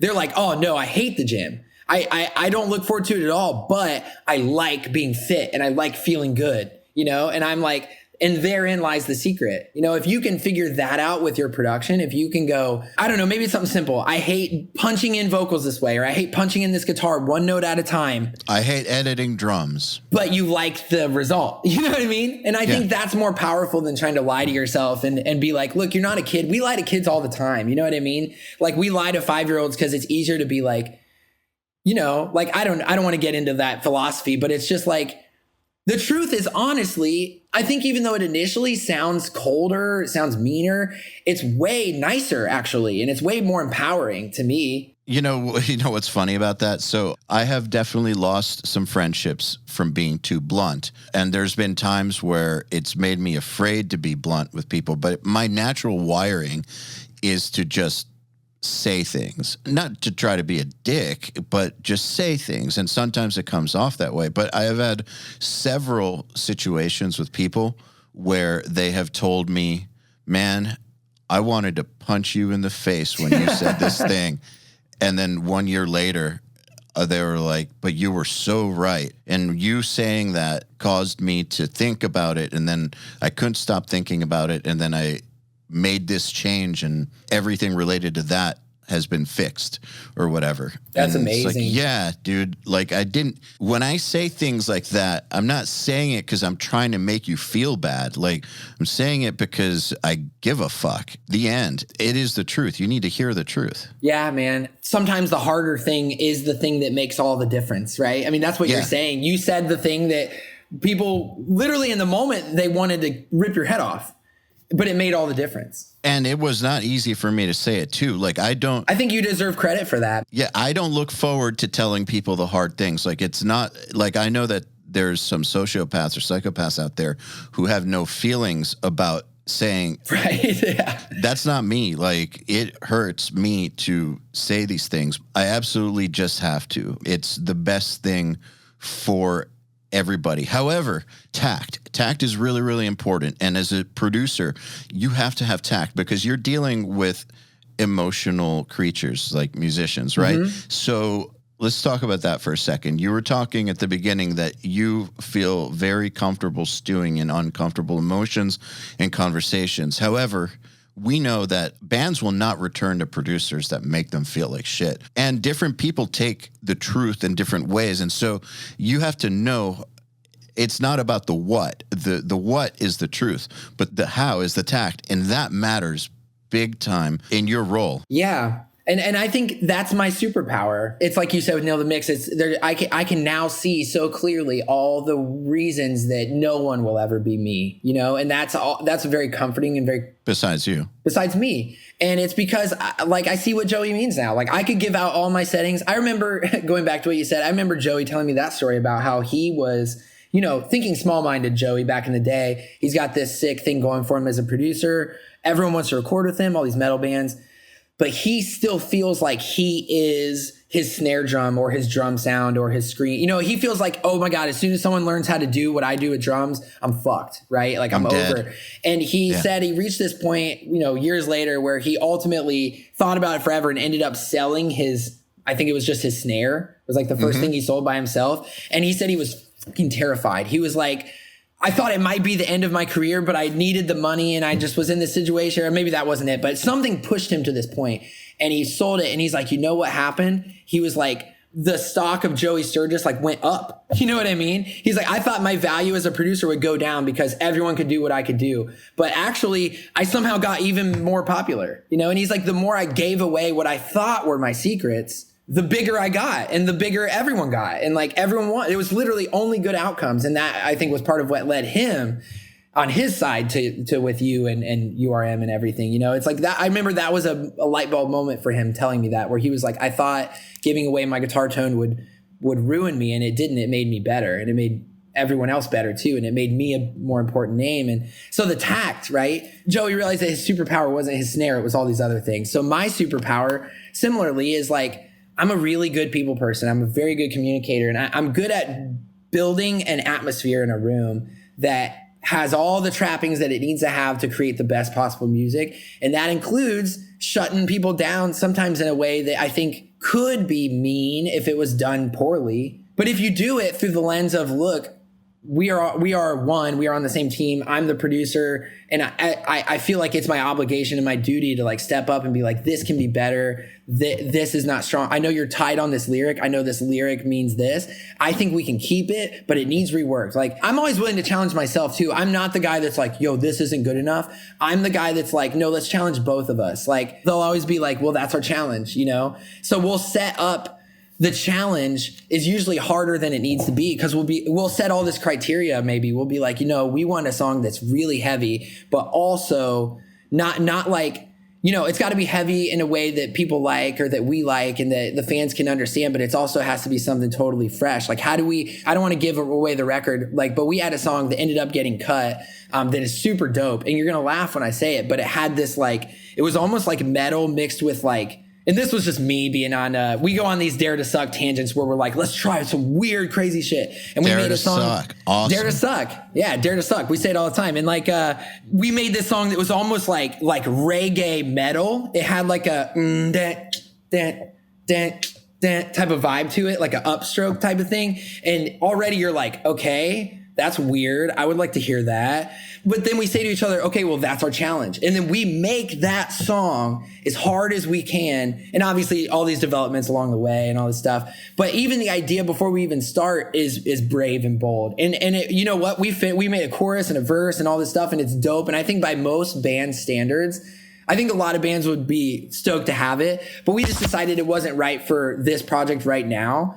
But that's how we get to what you will hear soon. Yeah, what you will hear soon, which is it's going to be everything that you want, just not how you think you're going to get it. I don't want to talk too big, man, but it's like rock and metal, but in a way that you really want to hear it, but you've never heard it. That's all I want. I'm not saying I'm inventing a genre or anything like that. I'm saying that this album will surprise you in all of the right ways. And that's only possible because of the ability to communicate and the ability, because these are complex ideas. And with Dare to Suck, though, is really deep because you're allowing yourself to surprise yourself. Mm-hmm. Like, how are you going to surprise a listener if you yourself didn't get surprised first? Yeah, I'm ruthless with my own shit, man. I'll be playing our song with fresh ears, and we'll think it's all good, and I'll be playing, and I'll be like, and if I just can't shake the feeling that the second verse hits, and it's going, and it's going, and it's going, and it's going, and I'll just hit stop, and I'll be like, I'm bored right now. Right now I'm bored in the song. We need to change this is all wrong. And I literally listen that hard, and I go, I'm not entertained right here. Nope. And it's I know that when I'm done, to some people, my work is, there's too much, it's not, I mean, in a bad way. To a lot of people, there's it's trying way too hard, maybe, or I'm trying to poke flaws in it, but I like it, and it's my sound, and it's what we in the band made together and we want, and that's all that really matters. And I think that is what matters. That is what is going to reward us in the end. Is that you don't like them because they played the game really well. You like it because they did something that you didn't expect, but is so welcomed. That's why I think a band like Muse, for instance, is so special. Love Muse. It's always overkill, dude. It's always overkill, but it's also all the things you wanted out of a rock band, but not in a way you ever expect. Not how you think you're going to get it, yeah. Yeah, you didn't think it's going to be with a dude moonwalking and then doing a backflip and then playing piano. And singing almost exclusively yeah. It's like that. You don't think of that as rock. That's a pretty good impression, actually. Well, but I love Muse. Yeah. I just love rock. But I'm with you. Most people look at Muse and don't see that the way you do and the way I do. I look at Muse and I'm like, this band's heavy as fuck. Y'all are tripping if you don't think this band's heavy, dude. Like you go see it live and tell me if it's heavy or not. You know what I mean? Just because the recording isn't going dun dun dun dun dun dun dun, just the music can be heavy, man. It can be heavy as hell. You can take from that as a metal producer. It's emotionally heavy too. Yeah. And I think we've done a lot of that. I think we've taken a lot of things that I think of as heavy, but aren't heavy in the metal sense. And we've started to turn them into... Yeah, it's not Cannibal Corpse. Yeah. But you take an idea like a Muse, like a... you put it in a metal song and all of a sudden it's creepy and you're like, ooh, okay, this is something. Personally, my philosophy is I always say fuck with the listener. That's what I always say. And so that's why I'm always listening to my own stuff, and I'm like, and I'll stop and I'll be like, I can predict this, and so a lot of times that's okay. Sometimes I'm like, oh, if you know the chorus is coming, good. That's the point. I want you to know the chorus is coming. Well, I mean, sometimes you built up to the chorus. Yes, exactly. But sometimes you want that, it's an action movie to me. It's like, oh, twist, turn, change, rise, fall, right? Action, dialogue. There's moments. It's movement based to me. It's each section has like a goal in mind to me. And if it doesn't accomplish this emotion or get you to that goal, this would all make way more sense if this album was out that I'm working on. But like, oh, that's okay, because I think what we're talking about applies universally. I think it's a different way of writing a song than trying to come up with the riff first or something. Or like, yo, I have this dope heavy part that goes dun dun dun dun dun dun dun dun dun or some shit. Like, I'm just making up stuff. Like, if you start with like, you can even start with that, but you can still have the mood before you go it, like, cause your brain automatically goes, okay, drums, dun, dun, dun, dun, dun, dun. Okay, well, that's the first thing you think of. So what's the second? You know, like, let's get creative. Let's get weird. Like, you know, one thing that I think is where a lot of writers go wrong is, say they do start with the riff, right? And they have that first idea, right? They come up with a riff and then automatically this drum beat comes, like you just said. And for some reason, they think, all right, that's the first riff in the song. They stop challenging themselves right there. What I've noticed is when you start writing, sometimes those first three things you come up with aren't the song yet. Definitely not. The fourth idea you come up with might be the first actual idea in the song. That's so true. The fourth idea probably is the song. And I know if you're listening, you're thinking, well, all of my ideas always become songs. Okay. I was that way for a long time, maybe 8 years, where like everything I made became a song. But it doesn't mean it's great. You know, where's your bar at? I guess you'd have to ask yourself that. Is your bar to make a song? Because yeah, dude, I can make a song, you know? And this is so hard because I want to bring up comparisons, but I don't want to talk shit about other bands because it's nothing like that. But to me, there's very palpable examples of this person wrote a song and this person like created like this is different. This jumps out of the page at me, right? Because it's unexpected. It's fresh. It feels like a thrill ride. I can't ever predict it. I don't know if the brain actually functions like a muscle or not, but I do believe that for whatever reason, creativity has to be warmed up, much the way that you warm up at the gym or something. So if you equate that to just being an instrumentalist, is the first thing you play when you sit down to play like the best thing? No, probably it's going to take 15 to 30 minutes for you to get warmed up enough to play your best shit. The point is, yeah, can you make a song out of it? Yeah, of course. And maybe lightning strikes. And the first idea, maybe. But more likely, you're going to have to warm up. It's not rocket science to me that some of the best stuff requires a lot of thought. There's this quote Kim has in her office that's a Leonardo da Vinci quote, and it says, simplicity is the ultimate form of sophistication. I agree. And like, I love that. And it applies so much to obviously a producer life, right? Because it reminds you to keep it simple. Like, simple and complicated doesn't mean like kind of successful and really successful. But at the same time, ultimately, I've arrived at it never hurts and you can never go wrong with putting in a little bit of planning and a little bit of extra thought. Even though I know that as artists and producers, we're taught that like inspiration just hits you, it just strikes. But it doesn't mean it doesn't also take effort and you have to mold it. Okay, so in that myth, part of that is left out. So yes, inspiration does hit and greatness sometimes does happen quickly. But what they're leaving out is that then comes the rest of the work. So you do hear about hit songs that were put together in 15 minutes. Like, we all hear those stories, but we're hearing those stories because hit songs are super fucking rare in the first place, right?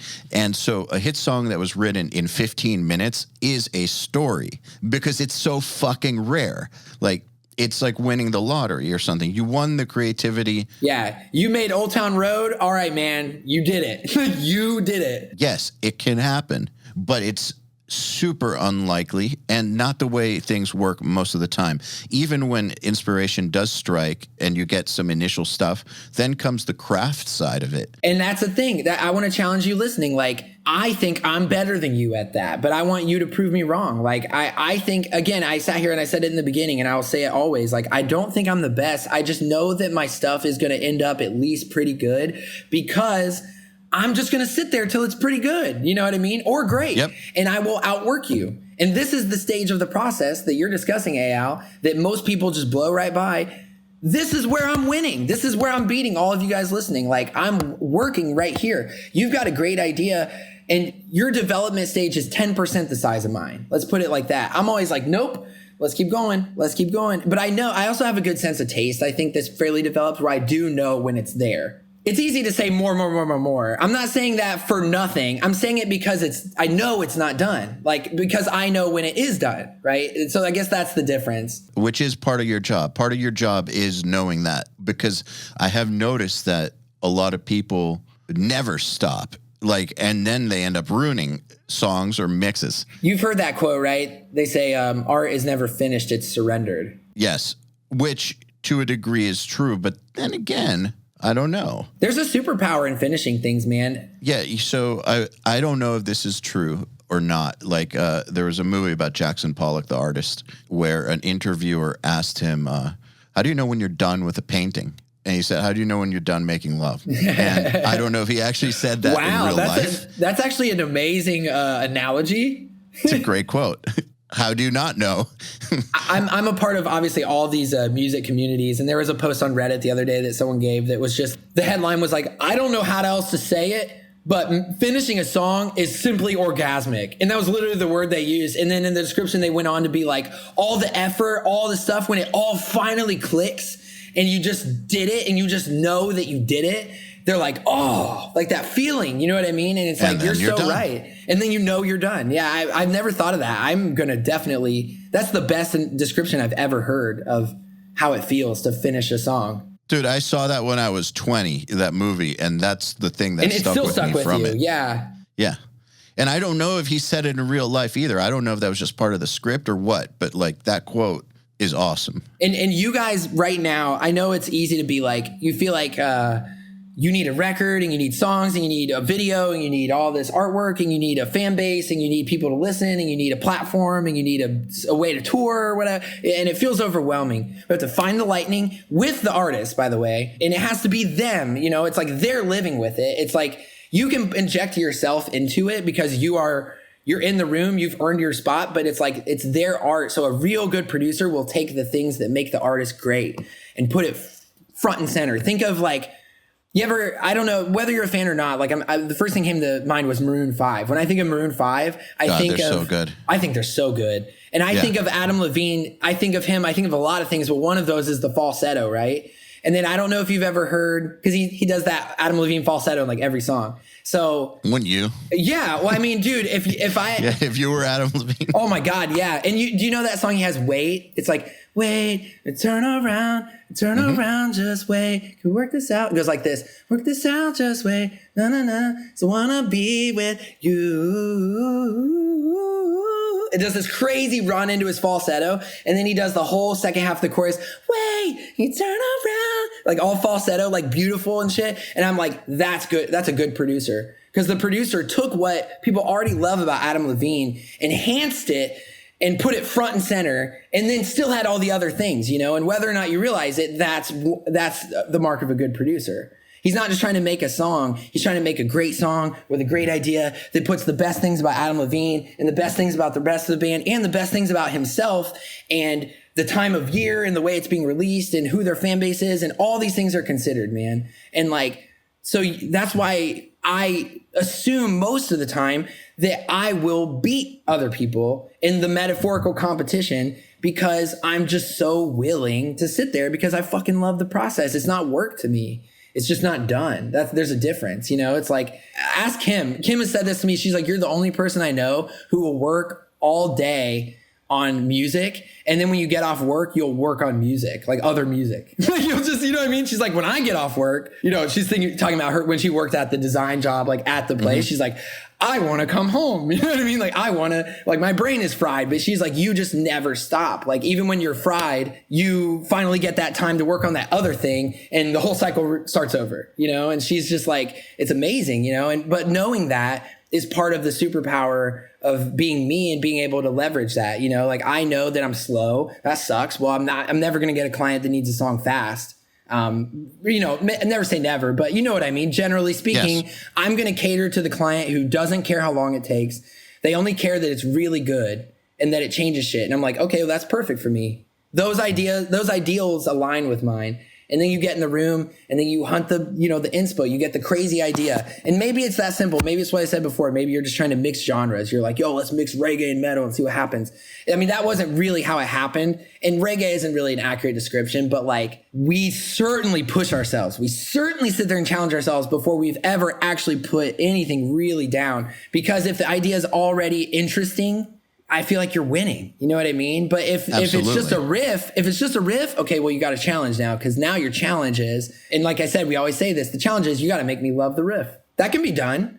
I know tons of songs with dope riffs and I love them. Dude, there are some great riffs out there. And I know a lot more songs with riffs that I'm like, okay, it's a riff. But think of fucking Metallica, I'm just saying, if you think of the Black Album and you think of Enter Sandman, that's a riff. I'm not saying everything has to be Enter Sandman. There's plenty of room for more riffs, but I'm just saying you have to be cognizant of all of your decisions as a producer. So when you decide, okay, nope, we're the lightning, we don't have the lightning yet, but we're starting with this riff. Well, try to make the lightning come from the riff. Okay, well, you don't get that. Okay, well, the riff's not bad. Let's just keep it. We don't have to edit ourselves yet. Let's just move on. I don't edit while I'm writing also is another thing.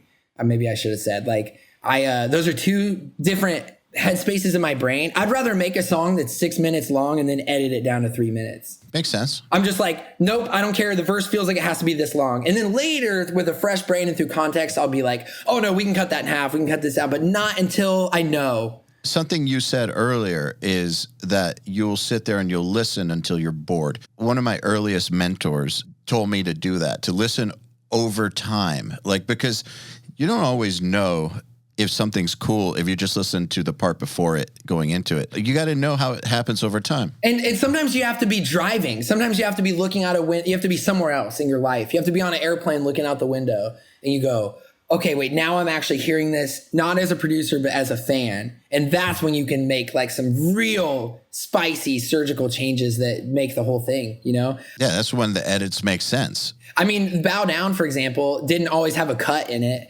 The riff, I don't even know if you're familiar with the song, but the big hook is get on your knees and bow down is what it does. Okay. But it pauses there and it pauses every time. That's like the hook of the song. But the riff used to just go, but I added a pause.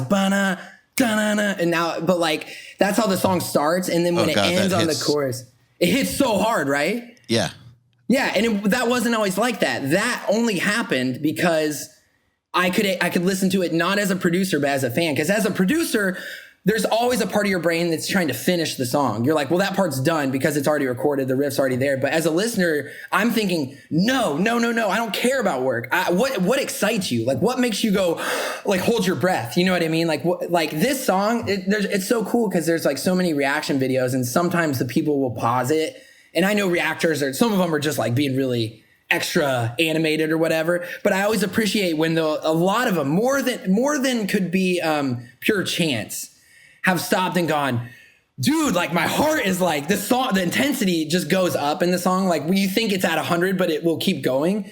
I just heard it. It does. Yeah. And they'll stop. Yeah. And I don't know if you hear what the second verse does, but it just changes. Like if you let it keep playing from where you're at, you'll be like, oh my God, dude, it just doesn't stop. Yeah. That's sick. That's a second verse, dude. That's a verse. You know what I mean? Like that's a dope verse. Like, and you get to the end and the breakdowns are crazier and crazier and crazier. And it never stops like surprising you. And it never stops, like every corner you're like, you're already satisfied, but it does it again. And it does it again. And like, dude, it's not rocket science. We put a ton of work into that song. That's all it is. We just sat there and we were like, this is boring now. All right, well, let's make it not boring. Let's make this part exciting.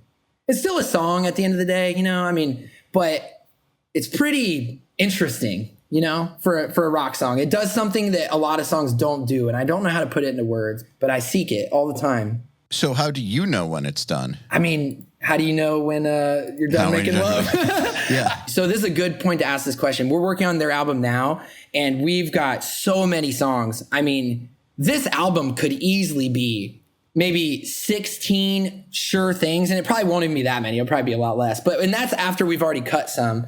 But these are ones that we already literally have recorded right now. And one of them we know is the first track, much like Bow Down. We knew when we made that song, as we're going along, we're like, this is the welcome to our new sound track. You know what I mean? This is like, nah, we're not the band you thought we were. To everybody who doubted, get on your knees and bow down. You know what I mean? It's like a very victorious, like, we could have phoned it in. We could have become this mainstream, like, butt rock, try to make radio hits. Fuck that. You know what I mean? Bow down. Like, that song is the antithesis of a radio song in a lot of ways. Although ironically got played on Octane a lot, which is cool. But it wasn't trying to be a hit. It wasn't, I want the big chorus. I love pop sensibility. Just trying to make a statement. But yeah, I wouldn't put fuck this and have 2 minutes of screaming with no, like, if I was trying to be on the radio. I'm not an idiot. Like, I didn't care. I wanted to make the sickest fucking metal song with the dopest style. Not like the best one ever, just some dope shit where people look at it and they go, I Prevail is sick. Tyler is sick. This is a dope vibe. So we're at that stage now on the new album.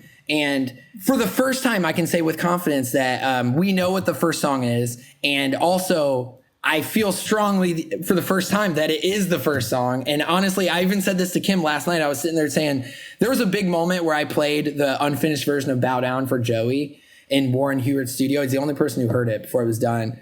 And he was completely blown away. And he said some of the kindest things I won't repeat here that he's ever said to me, but it was very much like, he was hyped on life. He looked at it like I am your mentor, you are my protege, and to watch you win is for me to win. You know what I mean? Like he heard that and he was like, it was a win for him too, which is how I wish the whole world felt. I wish all bands felt that way when their friends were successful. Such a healthy way to think at it. And I don't think it's a mystery that you and Joey are both as successful as you are and have that type of, it's like a mantra almost that you live by. It's like you choose to be happy for others because... Well, got it from the CEO of Creative Live, actually. His quote, "Don't hate, congratulate." He said that at a point where I was getting a ton of hate for doing Creative Live. And so weird. I know, I agree. And then I was thinking, I want to be more like that. But I was already naturally happy for people that were doing well. So that's not to say not competitive. No, I'm competitive as fuck. But it's like, it's a friendly game to me, right? I want to be beat. Like, I want someone to come out. I love the new Bring Me the Horizon album. You know what I mean? That shit's crazy. I look at it not as a competition. I look at it like, fuck yeah, someone else is still going in for blood. You know what I mean? Like, it's great. Yeah, I don't want people to kind of make a rock song. I want some shit with teeth, like, you know, like some personality, some like attitude. And when I see other people doing it, I get stoked. I did this Falling in Reverse track that's like all orchestra. There's no band in it. There's no drums in it. It's all strings. It's like we went and recorded a lot of it real live at East West, actually. And we got the fucking A room and everything and recorded. I'm talking like strings, orchestra. During COVID, like we had to do it in a way where it was 10 people at a time, all spread out. We had to sanitize the stations. No one cares about that when they hear the song. But at this stage of my life, I'm leaning into this and I'm enjoying the process, right? And I'm like, look, we have a budget, we have a studio, we have players. Like, let's go big, let's go crazy.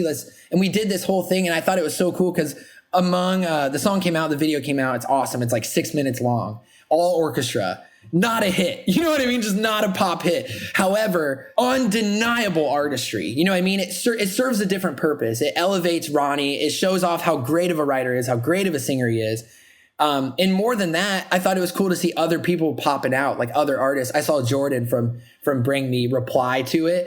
And he said, all caps, he was like, this period is period awesome period. And like all caps, you know what I mean? Just like, it shouldn't be like they put out their song. Okay, we're both making aggressive rock songs. We're not really competing. That's why I say friendly competition. Like, I'm a fan of their band. How could I possibly be a fan of both if we're competing? Like, you know what I mean? Fans are fans of both bands. They don't pick one rock band and say, fuck all the others. Like, the competition with me is very friendly in the sense that I just, like, Jordan, I know produces a ton of the Bring Me stuff, and he's so fucking good. And I want there to be more Jordans in the world, right? I want there to be more people that go off on their craft. Like they're not kind of trying to make a statement. They're trying to be like really trying to grab attention. You know what I mean? I don't know. This shit just runs really deep with me, man. I'm not interested in just making a rock song. And like, I'm very fortunate to have gotten to a point where not only do I have the artists that share my vision, but the budgets are there so that we can take our time. You know, I know you're listening. You're like, I don't have budgets. I don't have East West studios. I don't have neither did I, man. But it's just that. Yeah, but you did it before you had budgets too. I did it before. That's the point. I never stopped stretching. It's just now I got toys and I'm like, yo, let's play with toys. Like, you know, like if Epitaph's going to drop money on the A room at some studio, this was not my choice. However, when it became said, I was like, okay, as the producer here, let me tell you how big we can go if you're trying to, I thought we're doing this like in-house kind of thing. And I made a little comment where I was like, I mean, we could go really big with this. And Brett, who's awesome at Epitaph and obviously loves me now, but like, he's like, yeah, I mean, he'll support anything. And I don't know if you guys know this, but Epitaph, I believe, is the largest independent label in the world now. That's what I've heard. Brett is awesome, and he's the guitarist of Bad Religion, so he's like a rocker at heart. He's like a punk kid, and he's done very well for himself and thereby has no interest in selling the label. That's basically it, is that every other label got bought. Nothing wrong with that. Fearless got bought, Rise got bought, all those indies got bought. Epitaph was always bigger anyways, like more artists and stuff, but he doesn't need to sell, man. He's fine in life. Like he's invested and made it 10 million times over, but he loves the music. And it's like great to be, how lucky am I to be in business with people and work with artists that care about the art first and foremost is the point I'm trying to make. But don't let that discourage you, because before it was me in a room, and I built this because this is what I seeked out. People like this, people like Brett, and inevitably I shine brighter with people like that. I shine brighter when a band will take their time on the album. So what about back in the days when you did not have access? I did shit really fast. I mean, I've done shit Joey's way. Did what you had to do, basically. I did the Bless the Fall album in 40 days. Well, I'm just saying that was a song in 3 days from scratch, unwritten. I mean, that's not true. They had some stuff written, but a lot of it was no vocals. I mean, like local. But that's easy because now you're back to not having a time limit. Local, you have no Fair time enough. limit. Okay. Okay, yeah, your resources are thinner. But I think that now more than ever too, man, creativity, the technology, like, dude, I don't think you need real strings either. I think this was me having fun, right? This is me, but you do need to take your time on the idea. And you do need to make the idea fucking undeniably sick. What is not dope about get on your knees and bow down? Like you hear that and you're just like, let's fucking go. Yeah. Like, there's nothing not cool about that. You should aim, not like cool, maybe cool is the wrong word, but. And you don't need a huge studio to come up with that idea. You just need to come up with the idea. We didn't do that in a big studio. We did that just like this in an Airbnb on a laptop. Like all of that, everything you're hearing was done as if I were a local dude. It's only now, and it's only some of my artists that I go to big rooms and stuff. Like I Prevail, we don't do big rooms. If we do, it'd be because I booked it and I told them to do it. And like, you know what I mean? We are going to do some things. Like I'm planning on doing like real strings and stuff on this because I'm kind of obsessed with it now. And it'll elevate this project in a way. If you can, why not? If you can, yeah.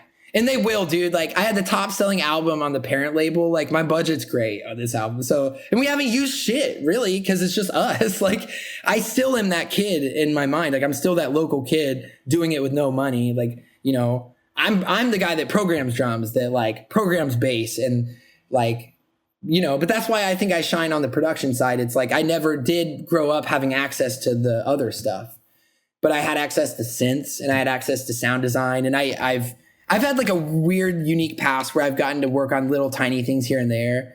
Like there was a time where for a long time, I wanted to be a sound designer for a video game company and I actively pursued that. So by the time I went into music, I already had this pretty thorough background on sound design. And I'm sure you went for that as hard as you go for anything else. It made sense. Yeah. To build it into my thing. Yeah. Well, I'm good at it and people like to do things that they're good at. So when I've got a band, I'm sitting there thinking, how can I show them that I'm good?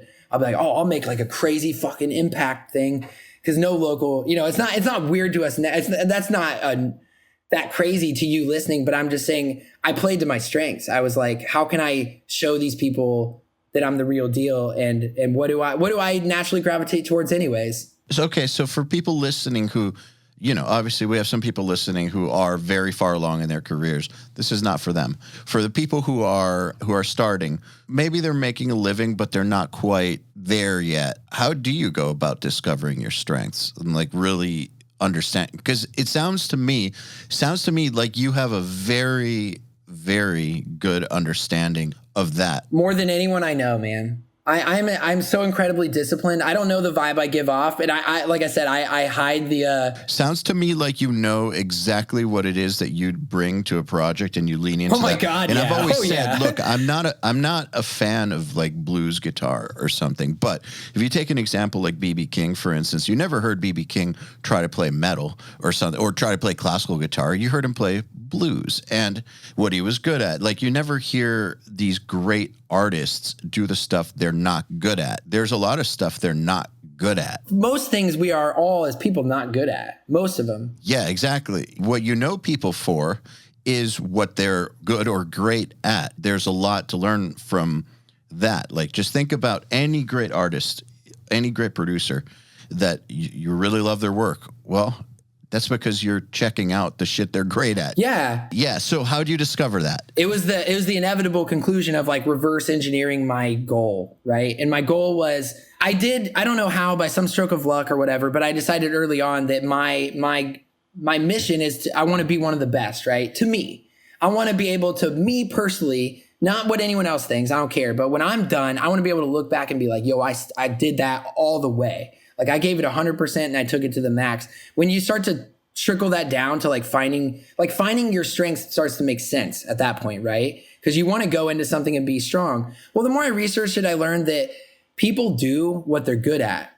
And that means, if you think big picture, that means some people talk a lot and they don't even realize that they talk a lot, but they're good at talking. You know, and maybe not even on a conscious level, they've accepted that they're good at communicating. But for whatever it is, it's like, there's a lot of different words to describe this. I'm in the middle of rereading The Art of Seduction, which is like a little bit controversial. I'm not really getting into that so much, but a lot of the book talks about the practicality of seduction. Like, his books are great. I think they're dope. Like, I take them for what they are. I take them for the fact of it. Like, I'm not saying there's not also a heavy emotional component to conversation. Robert Greene, everybody. Yeah, Robert Greene. Also, you know, he's famous for like the 48 Laws of Power and stuff too, which is another really interesting read. Strategies of War. That one helped me a lot. I haven't read Strategies of War. I'm rereading Art of Seduction, and it's like, it feels like I'm reading it for the first time. So I'm super into it because I'm in a different place in my life where all the words mean something very much more real and present and right now, you know, it's like, and so it's really resonating. Whereas back then I was just kind of like, I get it. Yeah. Okay. Just going about the practicality of it. People do things they're good at, and you are a type of person. Now, whether or not you want to agree with that, it's true. I'm not saying what the criteria are. I'm just saying that you are a way, right? There are things about you that are not the same things about me. So accept that as a fact. And know that although conversations, you know, there's obviously a big emotional component to it, but there's also the like contrarian side of it. There's what is the result of it, right? So let me give you an example. If I'm getting gas and you come up to me and you're like, yo, can I borrow some money? I have a gas can. I'm just a little bit out of gas. And I'm like, oh shit, yeah, of course. Because I'm operating on emotion. So I give you money. Maybe you get gas, maybe you don't. Let's say you walk away and you never fill up the tank. Well, now all of a sudden I'm judging based on the result instead of on the emotion, right? Those are two different ways of like operating as a producer, in my opinion. So I'm very in tune with my emotions, and I'm very able to pick them up and examine them and put them back down, which is like, I would argue, more mastery of yourself and mastery of the self and emotions and stuff. So you carry that into production. So now I'm able to tiptoe in and out of all these different emotional vibes. But the most important thing is that I am ultimately result motivated. There's almost an inception type art into being a producer to get someone to sing something the way that you want them to sing it. Cause it's not, you can tell people what to do, but your album's going to suck, man. You have to make them understand. You have to make them literally like swim in it. You know what I mean? It's hard to explain. Like, we recorded, there's a song called Breaking Down, which was a pretty successful on radio on the last I Prevail album. It wasn't the biggest. It didn't hit number one, but it was way top 10 for a long time. And by the way, it was never supposed to be big at all. The strategy for that track was so funny because we were putting it out as like the focus track. And as soon as it started declining on radio, we were going to instantly hit him with the real single and hope that it went way up, right? But what happened was we put that song out and it just lived on the charts for like 6 months. I'm not even kidding. So we never put out the second single because it just kept doing well. that song is funny because we recorded that whole chorus for a whole day, just the chorus we worked on. And the next day I deleted the whole thing because it wasn't good enough. I woke up and I listened to it and I was like, it doesn't feel like electric. And now when I listen to that chorus, because obviously, like I said, the reason I'll win is I will sit here until it's really good, even if it means doing it 3 times. Like, I don't give a fuck. Like, and everyone listening thinks that they're that way, but they have no idea. Like, and I say this in a healthy way, in a challenging way. Like, let's be our best selves and let's surprise ourselves. Like you said earlier, I think that's part of it too, is I want to surprise myself. Like, I hear that song now we're working on that I know is the first track, and I'm like, I can't wait for people to hear this shit, man. Are you kidding me? The band sound like fucking legends. Like, I look like a god on this track. Just this track. I'm just very hyped on it. You have to be hyped on your own work, right? But like, it wasn't always like that. And to get it to that point requires all the little nuanced things that often aren't talked about. Really, it's the idea, and it's like developing the atmosphere, and it's being willing to, I don't know. Yeah. Like, surprise yourself and then celebrate those things along the way. At this point, I just know that I know how to make anything sound good. This type of superpower is like the same thing I hear, like when I talk to Cervini or something, or a guy like that. The reason I'm saying this is because I think that it's very important for people listening to take stock of what kind of person they are. Like you said, you are a type of person. So for me, people think I've done all right in my life, and I know I have. But basically everything good that's happened for me has been a result of realizing what I am and what I'm not. So, originally I wanted to be this fucking sick-ass guitar player.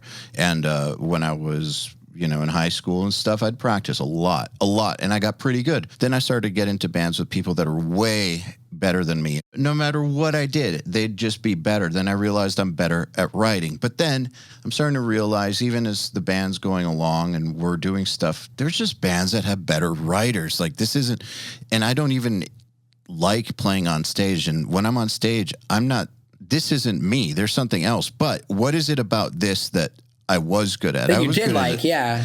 I assembled a band with, I found the best musicians, but not just that. I was able to place musicians in other bands really, really well. And I was able to strategize how to get onto Roadrunner and how to get them to sign a baby band with zero history and all this stuff. And then when I was producing, I was like, man, I actually don't enjoy this, but what is it that I do enjoy? I enjoy being at the top of a project. I like doing stuff that has an impact, and so on and so forth. I ended up realizing that my role in life is the kind of thing I do now, which has to do with coordinating things between people, having big visions for projects. You are all of the things you just said. Like, you are at the top of huge things. If anything, dude, it's crazy to me because your thirst for your involvement in music feels like mine, because I look at you and I see this. I see someone who started on guitar and learned to make music themselves.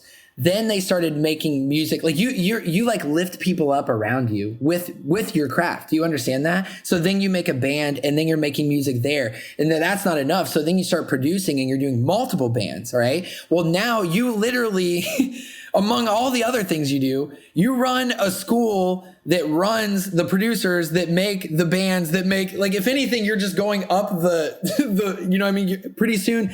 In my mind, it feels a lot like, in a lot of ways, you are producing the producers that produce the music. That's what it always was, though, because even in my band, it was not the kind of band where it's we go to high school together, we're bros. It was more like, this guitar player deserves to be famous. Yeah, that's how I feel, this man. Guy, this drummer is fucking goddamn unbelievable. More people should deserve know it. about Yeah. him. Oh my God. Or this guy should join this band that I know of. And so this stuff that I do now was really what I was kind of doing back You've always then. had a knack for it, clearly. Yeah. I mean, you like you said, name someone who could get a Roadrunner deal with from a baby band, for real. Let's go. That's insane. Had I not ditched the idea of being best guitar player in the world, had I not ditched the idea of being in a band or whatever, had I not ditched the idea of being a producer or all that, who the fuck knows what would happen? Yeah, I don't think your values actually change. I think it just they shift, right? Because you still value guitar. It still plays a very prominent role. It's just that was your door in. I mean, we've got riff hard. So like, Oh, I know. yeah, like I still value the shit out of guitar. But it allowed you to see the bigger picture of who you are and what you have to offer. I mean, that's something people listening could desperately use. Sounds like you. Thanks. That's easily the highest compliment and praise I've probably ever been given on any type of podcast or interview thing.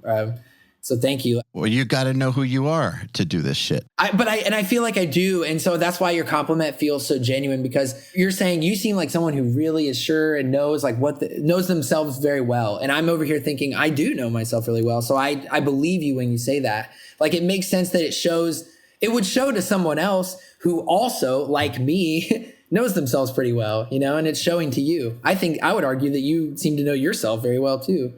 Otherwise, how could you speak so freely? Took a lot of work. Yeah, well, right. We weren't born this way. I know what you mean. It took a lot of work, and it took trying something, realizing, no, this isn't me. Yeah. But going for it really hard. Like when I was going for guitar, I was going for guitar. Like I was practicing, the minimum was 3 hours. It was oftentimes more like 12.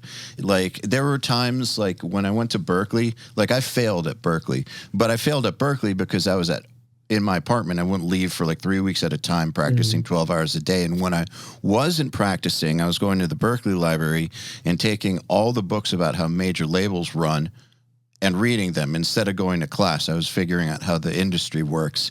And so basically everything I've done, I've gone into with full force. But once I realized this is not me, I have no problem leaving it behind and moving on to the next thing. But it just sounds to me like through your path, you've figured out exactly who it is that you are, who it is that you aren't, and leaned in. All the people I talk to who have done something amazing in this world have figured that out. Yeah, I'm seeing that now, though, too. It's interesting because obviously you've got to speak with a lot more people like this, too, right? And for me, it's like I'm uncovering it of myself, but I'm the only one. It's like, so I'm less like... Well, you're the only one who can uncover it for you. Right. At first, I was less sure of it, right? Like, I was like, I'm starting to... like, I don't know how to explain it. But then through certain conversations, like I could talk to someone like Joey about parts of it. There are paths of what I'm doing that he hasn't done, but there are a lot of paths that he has done and he's further down, and he can, like you, like help me out and vouch for me and be that guiding light. And so that was like super helpful. I know we keep throwing the word superpower out, but to anyone who's listening, I mean, I can't think of a better word to describe it.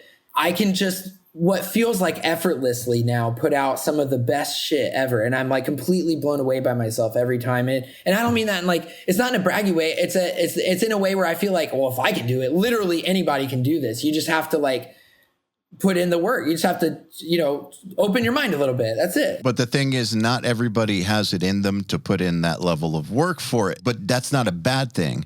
So I don't have it in me to put in that level of work on a production. Part of that is where I realized that this is not me, is I don't have it in me to do the psychological thing with bands. And I don't have it in me to deal with labels as the person getting paid by the label. I don't have it in me to do all these things producers have to do. That's just not who I am. That's who a lot of people I talk to are. But people listening, if they realize that they don't live for production, they don't live for making the best music possible, well, maybe they still are into music. Maybe there is something in music for them, but they should take a long, hard look at what that might be. So what is it that you keep doing in every project you're in? Like for me, in every project I was in, I was always looking at a bigger picture, always looking at doing really big things, always looking at how to lift other people up, always finding what they're great at and finding a way to show that to the world. Like you said, that is exactly what I'm doing now. But this didn't happen by trying to be something. Well, I was trying to be something I'm not. I know what you mean, because I was going to say a complimentary thing really quick, which might help the listener too, is maybe this isn't known, but I never, ever, ever decided to be a producer, ever. I never decided it. And maybe that deserves to be said based on what you're saying, because I was like you, all I wanted, I started off finding out as a kid that I loved music, right?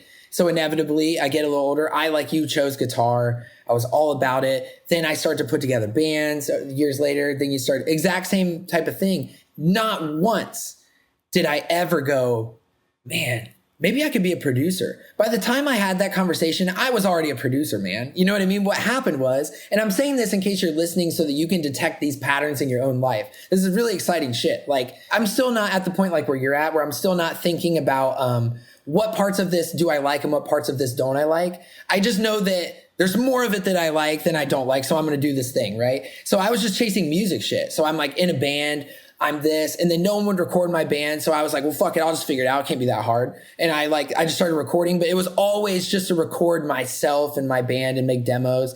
And then one time someone was at my house and they were like, and I was recording and they were hanging out with someone else. I lived in with a bunch of kids, like in bands and stuff. Actually, I lived with some of the Prada dudes before they were the Devil Wears Prada. You know what I mean? Or when they were local, the Devil Wears Prada. But we're all just fucking kids in a college town. We're literally partying and eating Chipotle every day. We're not doing anything. We're like, life's good. We're just chilling. But what happened was they had people over. They're like, oh, I'll give you $50 to like demo this thing. And at the time, nowhere on the road would hire me. And I just moved into this house and I have now rent that's due.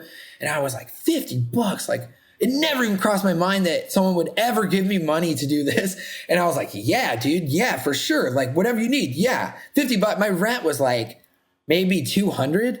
You know what I mean? So I was like, and that was really my only cost. I'm just a kid. I just moved out essentially. And I'm like going to college and playing music or whatever. And yeah. And so I'm like, dude, you mean I could work for like 4 days and then that's it? The whole month, in my mind, my kid brain or whatever. Then I got to where you're at, where I started going, well, what parts of this do I like? Well, I love the song creating process. I love the friendships that come with a band. I love like the brotherhood and the sisterhood too. You know, I mean, we have a girl in our band. Like, I don't mean it like that. I'm just saying like, I love the connection. You know, I even liked touring. I loved the travel. So basically I loved every aspect of the band, but like I got to me producing felt like I got to join everyone's band.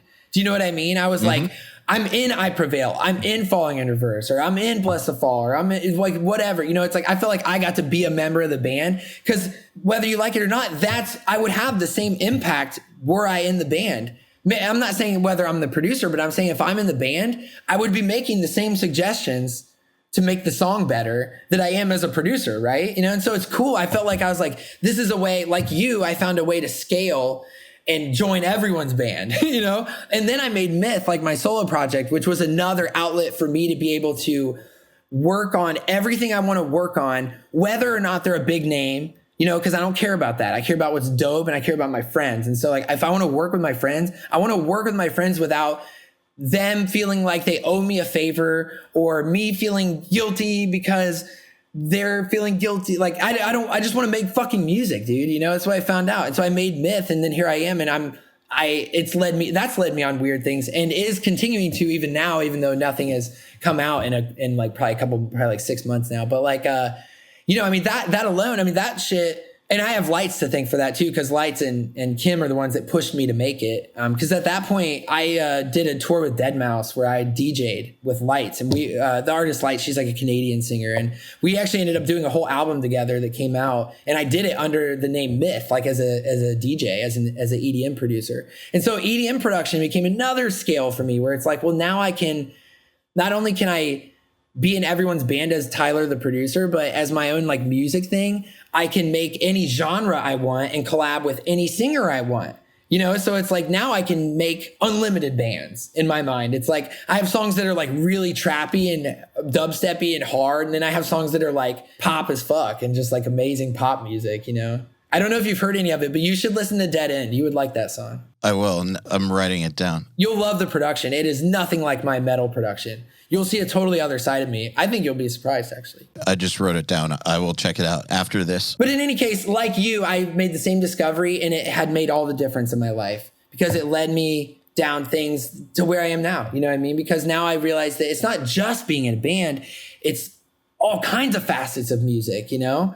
It's like, I want to be in a band and I want to produce. And by the way, Dangerkids, we're going to put our new album out this year. You know what I mean? So I'm still in my band. Like, I'm producing it. I get to tour as a DJ and I get to produce as a producer and I get to go A&R for record labels as a label executive. And I'm like loving it. I'm loving it all. And I'm just like, how can I do more? How can I, you know, like I love going on URM. You know what I mean? I get to wear the producer hat for the day. But like the truth is the who I am is so much deeper than that. It's like the level is much deeper than producer. It's like, I hope that when I'm done, like rock music went like, you know, one click in one direction because I was born. You know what I mean? I just want to have my itty bitty 0.1% change on the big scale. You know what I mean? That's what I want. And like, that motivates me a lot. So have you always had like big goals like that? I think that's my point. It was no. Like that's just Do you think it was in there, but you just didn't realize it? Yes, exactly. Okay. And that's, I guess, who I'm talking to right now. Yeah. Is if you're listening, like I had to discover it. The point was I never decided to be a producer. I just fell into it. You know what I mean? Like I turned around and I was one, and that's wonderful. And that's like a very healthy and a very pure way to find something. What's important here is if it isn't your thing, you know, listening, that it's not important for you to make a mark. You just want to make cool shit or whatever. That is totally cool too. Yeah. Oh, hell yeah, dude. I'm all about that. Like I know this one engineer who's, he mixes real well. He produces real well, but he loves editing, which is crazy to me. But he finds zen in it. It's like meditative, maybe? Yeah. Yeah, but he's so damn good at it. And so he ends up getting hired by... You're going to have to give me this person's name. I always could use a good editor, you know? Yeah, I will. I'll introduce you guys. He gets hired by so many of the great metal mixers and producers because he's just fucking awesome at it. And I don't think he has the goal of being like some mega producer or anything. I mean, well, he can be a mega editor. He wants to do well, like, and he wants to mix and he wants to produce, but I don't think he has these kinds of goals, like change the world goals, but he is very much himself and he is very much tapped into what he's amazing at. And that has allowed him to have a great career. Yeah. Oh, and that's more than fine. That dude has what I want the people to have. I don't want everyone to affect the world. I want everyone to have the same zen in his heart that he has. You know what I mean? Yes. Because he knows that he's right where he's supposed to be. That's how I feel. I know that in my life, I live so much lighter than most people I know. Like, I don't know how else to put it. I'm more lightweight in general in my life because I'm so fortunate to have found what I loved at a young age and been right about it. You know what I mean? I genuinely, in my heart of hearts, at this stage of my life, I may be a different person in 20 years. But like, I feel like I am right where I want to be, doing right what I'm supposed to be doing. And a lot of people don't have that. You know, a lot of people, the trouble sleeping at night is feeling like they haven't accomplished enough or they're not far along enough. But I found this before any accomplishment. You know what I mean? Why else would you tour? I've been signed how many times unsuccessfully? You know, well, by the definition of being rich and famous, unsuccessfully.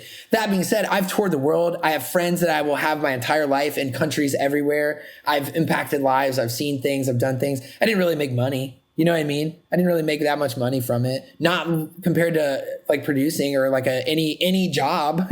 You know what I mean? Where the goal is to make money, but that wasn't my goal. My goal was never to make money. If it was to make money, I would have quit forever ago. That much is obvious. And that can be said about anyone that's done this. So I imagine a lot of people listening feel that way too and have toured and can relate or know people like that or have given their equivalent to their craft of production. But the magic of finding that out is everything, dude. I live so lightweight because I don't have those. And I think it allows me to be my best self. It allows me to do my best work. Absolutely. And how it applies to your career is that is what will allow you to outwork other people. Exactly. Now you get it. And maybe even the listener gets it too. I know it's so hard to put into words, but that's it. That's why I know that it's not worth freaking out about. What used to calm me down in the past was I would freak out because bills would be coming due. And you're a musician, so you're skating by all the time. So But I would always remind myself that I would go, Tyler, you've never not come through. And that was true. And that was enough for me back then. Back then, that was enough to be like when the bill was due, I always paid it. Even when I was stressing out and feeling like I wasn't going to be able to pay it, I always found a way to get it done. I got to a point where I was like, I need to not carry so much of this constant fear all the time. Mm-hmm. And so I kept telling myself, Tyler, you've never let yourself down, dude. Like you've always come through. You've always made it right. Even if it was wrong, you made it right all the time. You're not going down. Chill. Like, yes, it's tight. Yes, it's hard. Yes, you should figure it out, but you don't need to stress. Not yet. You know what I mean? And that ultimately that led me now to just being like, that was like the first, it just comes in stages. And then by the end, your shit is, I'm so fucking dialed and disciplined, man. I can't even put it into words. Like, but you just said it. You just said it is like the fact that I'm able to be my best self lets me do all this incredible work I'm talking about with. And I will tell you, it lets me do it effortlessly. Like it doesn't, yes, it takes time. And I think it would look like effort, but it's so fucking fun, man. It's not effort. This is who I want to be. This is what I want to be doing. This is not effort. It's in everyone listening. It's in you right now. Your goal needs to be to figure out who you are so that you can live lighter, and it will impact every facet of your life, not just your work, by the way. Your relationships deepen, your comfortability. It's like everything. You know what I'm saying too, right? Yeah, I can tell. Yeah, and it does not have to be grandiose. So right, you're actually probably lucky if it's not grandiose. I agree. I'm worried that I am reaching for a thing that won't always be attainable in my life, and I just happen to be in a good spot right now where I am getting number ones. Oh yeah, and I am too. Getting, you know what I mean? Because I worry, I'm trying right now to own myself and be secure with myself so that should those things go away tomorrow, you know, I didn't get a Grammy nom this year. You know, it's like, I'm not going to, who cares? I'm never expecting one ever again. I was never expecting one to begin with. And you have to think that way. Otherwise, if you're reaching for grandiose, you're not always going to you can't be doing something world changing at all seconds of the day. No. Sometimes it's just seconds, you know, sometimes the day is the day. So I agree, like your friend but he's editing, but to him, it's more than that. And it should be. It's like, not only is he finding a zen and like a momentum in the process, but he is impacting lots of work. You know what else, man? There's some people who I know who their role in life is to just be a family person and to provide. Honestly, we could use a lot of more of those too. Which is totally fine. I know that sometimes they will sometimes feel like they're not, like there's something wrong with them. Like the world's telling me I'm supposed to be doing something crazy and it's or like, something. No. Not at all, bro. It's your life. It's yours. Exactly. People like me and Tyler can't help that we're wired this way. This is just who we are. It's just how the cards were dealt with the brain chemistry. But I think you were really key when you said that. I think it's in you all the time, but I found it. And I found it in the last couple of years. And I think for me, it did come with, I mean, I hate to say it, but part of it, what helped was, I don't think it was the success per se. I think it was more than the success. This is something I learned about myself. I can't believe I'm sharing this. This is so deep about myself that I shouldn't say, but you know, 2020 is a lot of self-discovery. Well, one of the things that I discovered that is, I would argue, is shallow about myself. And I do think it's mildly unhealthy. And I hope it's not, I don't think it's completely unhealthy, but I care in a way disproportionate amount what people think about me. Like way more than the average person. I've met the average person and they're good. Like you know, to get to where I am now and be as comfortable as I am now took a lot of effort, but I know this about myself. It's the same reason why I admitted at the beginning that I'm like, oh, I know that I'm like, maybe shallow is the wrong word. I'm not shallow, but I'm like materialistic, right? It's like, those are kind of the same thing in some ways. You know what I mean? Like I value this something that's like superficial. You're into what you're into. What can you do? But what you think of me really should be superficial. But for me, it isn't. It's like I care so much. The EYAL likes me. Like you have to. But you know this about yourself, and you know. But I know it about myself, and that was the superpower part. I feel like was it Andrew Schweppes who I was just talking to who said that? He was just telling me on the podcast that. So this is public. He was saying that he wants people to like him. Yeah, so me too. I guess what I'm saying, I think everybody wants it to a degree, but if that's just who you are, it's who you are. It's not a good or bad thing. It's just who you are. Mm-hmm. And acknowledging that allows you to do something about it. So if you don't want that, well, now you know your tendencies, you know how you are, and you can plan around it. But I do know that for me, it's a disproportionate amount, and it's so dangerous to put your self-worth into something like that, which is why that's not really what I do. You know what I mean? I guess I just want more than anything people listening to take from this is if you can figure out who you are, the good and the bad, that's why we say the word superpower.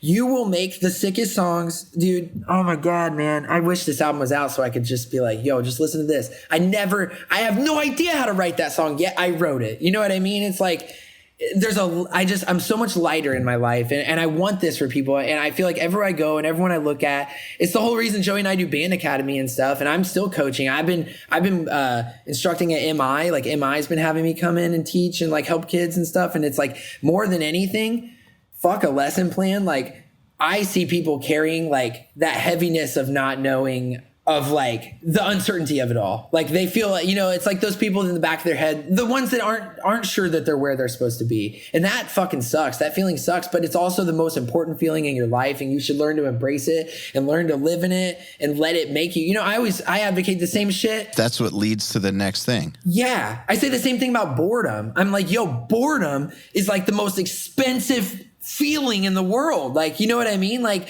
boredom is magical, but boredom is what leads you to picking up a guitar. You know what I mean?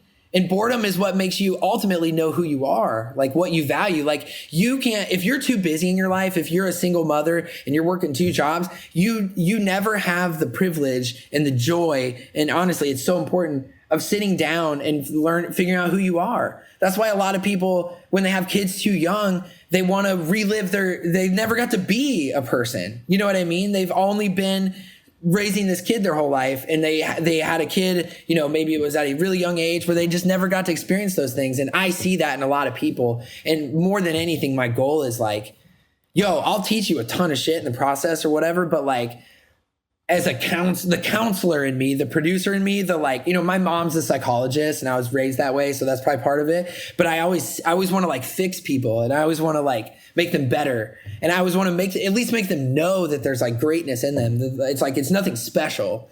Like it's a thing you develop. You know what I mean? It's like you have to water the seed. It's not rocket science. Now, not everyone has even a roof over their head or running water. There's like homeless out there that, they might have the privilege of boredom, but they might have other road stops. So if you don't have those things, like if you have, the best combination is having access to the things and being bored. That's what I'm getting at.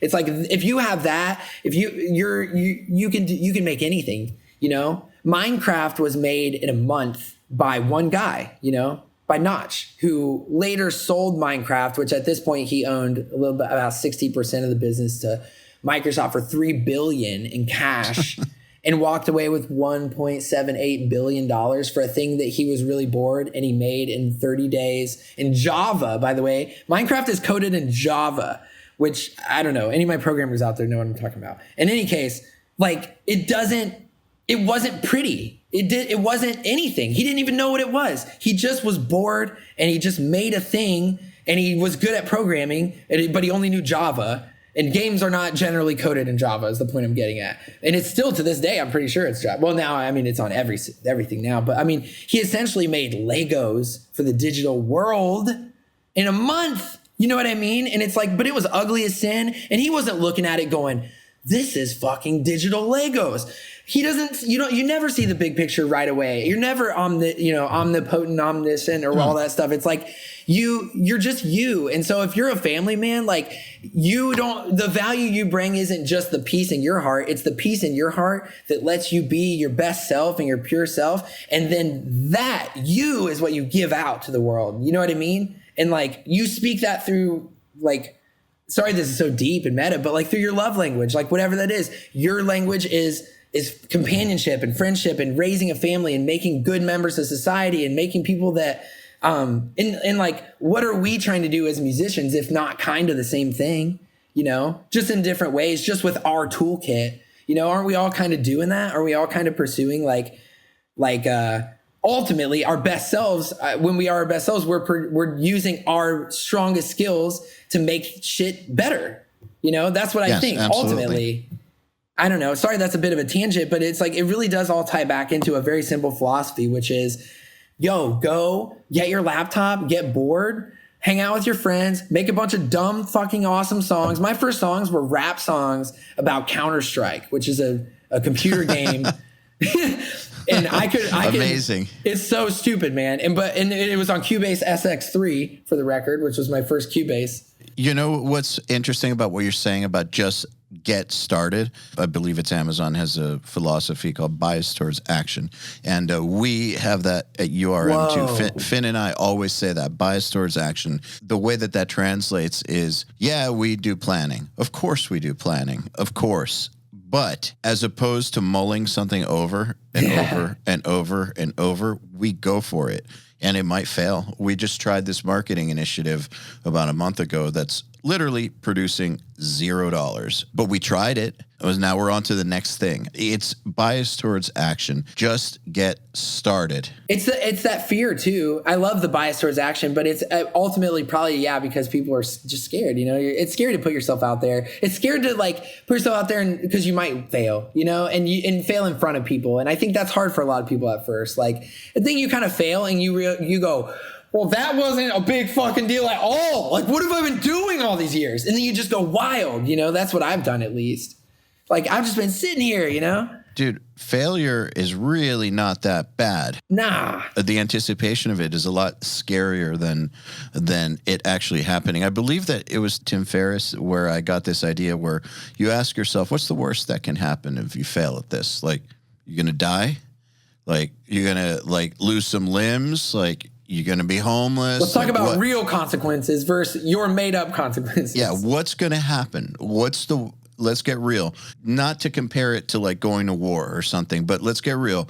What is the worst case scenario? What's going to happen? Because in your mind, you're probably acting as if you're going to die or something. But really, what's the worst case scenario? Someone might say no or... Yeah, someone might say no. Big whoop. In an email, by the way, or something like. You might not make any money off of it. The girl might laugh at you. Like, yeah, whatever. Then what? Are you worse off? I had a manager. So the first record deal that got pulled from us after being heavily negotiated. I'm a kid. I was devastated. You know what I mean? All I ever wanted was to be signed. First deal was there. It was there. We negotiated. I couldn't believe it pulled. I was like, felt like giving up. You know what I mean? And my manager at the time. Yes, I do. He's like, so are you done? And I was like, what? And he's like, are you done? Like, are you done making music? And I was like, no. And he's like, that's all the bargaining power you'll ever need. Like in life, he's like, that's all you'll ever need to bargain with yourself, to bargain with other people. He's like, the moment that you start going, oh my God, they pulled it. Well, ask yourself, are you done? Like you did. And it's like, well, no. And it's like, that's all you need. Okay. You got your answer, move on, In 2004, he got approached by like a A&R consultant for Nuclear Blast who heard a demo we put online and was like all interested. I was like, holy shit. Yeah, Nuclear Blast. Yes. Yes, that's awesome. And so we sent him a press packet and he was like, sorry, this is not what I was expecting. It's not going to work. That's happened to people I know. And that's where they quit. And I was thinking, well, actually, I wanted Roadrunner anyways. You can't possibly think about tomorrow. You know what I mean? When you're young like that, you're like, there will never be another band. There will never be another chance. Like I had 5 minutes of thinking like that. 5 minutes of like, what the fuck? You're more disciplined than me, man. Then it was just keep going. I honestly had to get forced into this type of mindset. It took years. But you did. I did ultimately. But for me, the thing that really hurt was the rejection and just having to get over it, right? And then the same thing, like I would write songs for all day when I was not a great songwriter and not a great engineer, recorder, producer. Do a song, show it to the band. I worked on it. I'm super proud of it. The band hates it. First thing you want to say is, well, I worked on a song all day while you guys just sat here and played video games. But you're going to shoot down but guess what? Who cares? They were right. The song wasn't good. Yeah. You know what I mean? The song wasn't good. Yeah. So I had to get basically my feelings smashed so many times that I realized they're not trying to hurt my feelings, man. Like no one's trying to deliberately, you know what I mean? It's like, it's just not that good. And you're putting in the time, but I'm also reaping the rewards of what that time will come to. And, here I am, you know what I mean? All these years later, it's like, you don't think like that when you're younger. No, with Nail the Mix, we see this a lot because we have the mix competition. Only 2 people are going to win, right? And man, some months we have like 800 or 900 entries or something. They all want to win. Every once in a while, man, you get people who are severely bent out of shape over it. And I always tell them that, it's not a big deal. It's just an opportunity to learn and have some fun. Like, yeah, it's just a mixed competition, dude, on an educational website. Like, but you see how deep art runs with people and how connected they get to their projects and stuff. yes, exactly. And what I see it as is not an opportunity to like make fun of them for taking it too seriously. More than anything, it's an opportunity to get them to realize you can try really, really hard and other people may not be feeling it for whatever reason, and that's okay. It's a big part of this whole thing. So you have to figure out a way to get comfortable with it.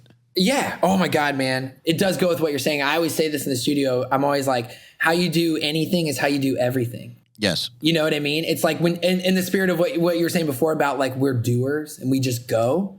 Like you were saying, like, you know, so many better guitar players. Everywhere you went, everyone seemed better. And then you start to realize, oh, but this is a skill too. And this is a skill too. So, you know, showing up to practice on time is a skill. And like some people don't have it and it's going to cost them the band. You know what I mean? It's just how it works. Like everything is, once you start thinking of things like that, like sort of compartmentalized like that, even your emotions compartmentalized, like being able to pick up like why you're angry at a bandmate and really look at it. And you're like, well, I'm angry for what they did, but I'm also like, I think I've always been mad about that. You know, if you start to be honest, anyways, it's a superpower, you guys. I know so many people that know more about music than me. There'll always be someone that knows more. But they could never do what I do. Is one really valued higher than the other? Or are you just valuing I'm valuing the creative process of it more and you're valuing the, you know, textbook side of it more? Like I'm saying, I don't know my scales, but I will sit there like, I mean, I know enough to be dangerous. Let's say that. But you get a real musician in here for 1 second. I look like an idiot, dude, but I will write a way better song than they will ever write. You know, it's just weird. Okay, say that you get a really great songwriter in there with you too. They still won't write the same song you write. No, definitely. But that's the other thing too, is I don't write everything I produce. You know what I mean? I work with writers. I work with editors on projects. I work with mixers. I've actually learned some really cool stuff. Like some of the Falling Into Verse stuff has been mixed by, well, actually, some of it's been mixed by a lot of different people, but lately it's been mixed by Tony Maserati, which is pretty dope. And Tony's become like a really good friend. He is such a badass. He's fucking sick. I mean, people probably know if you know this is URM, but yeah, obviously he's done like Beyonce and Jay-Z all the way to me, whatever I'm working on, you know. But like I'm just saying, the dude is literally a fan of music. He's so young. He's like. He just has a young energy to him. Like, I don't know. It's like, it feels crazy because he feels like so big, such a legend of a guy or something in my mind. Cause I'm like a pop fiend too. You have to understand that about me. Like I love metal as much as I love pop and pop producers. And we can talk about basically almost any genre, dude. I mean, but I do love rock and I love metal and it's where I started and it's where I'll always be inevitably.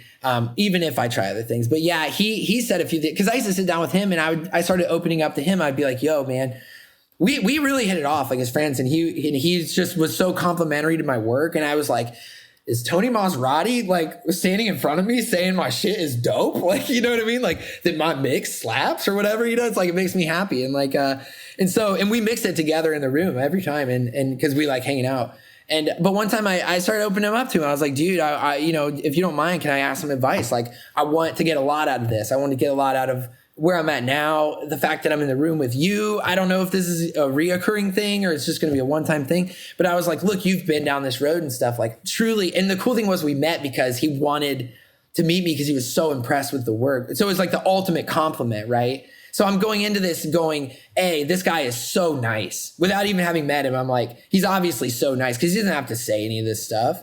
He doesn't have to meet me or whatever. And honestly, not to like throw this out there, but I don't know a ton of big players like this. But I also became friends with Ted Jensen the same way because Ted mastered the I Prevail record. And he like literally reached out to me and like had to get me on the phone and we FaceTimed. And he was just like, you need to come to Nashville because he just moved all of Sterling to Nashville. But like, by the way, that building is crazy. I've been to the one in New York, which was insane. I never got to go to that one. You know, mastering engineers can be on a lot of work. So I would read the liner notes of every album and I would just keep seeing mastered by Ted Jensen. All I knew was that name was on all my favorite shit when I was a kid. Yeah. I didn't know what mastering meant at this, you know, and then I grow up and then like, and I wrote him an email. I will say I wrote him a small like blurb, like a paragraph where I was like, actually, I put it in the zip file of the songs. And it was more me being like, I wasn't like, oh my God, man, I was just like, I was hoping that you would be the mastering engineer more than anything, because I've always wondered what my work would sound like mastered by you. You know what I mean? Like my best work done by, in my mind, the best mastering engineer in the world. Who doesn't wonder what that sounds like? You know? And I was like, I'm getting this opportunity. So all I want to say is I was like, I trust you and like, do you? Cause he asked for like refs and I gave him, but I was like, ultimately, dude, I was like, do what's in the best service of the song.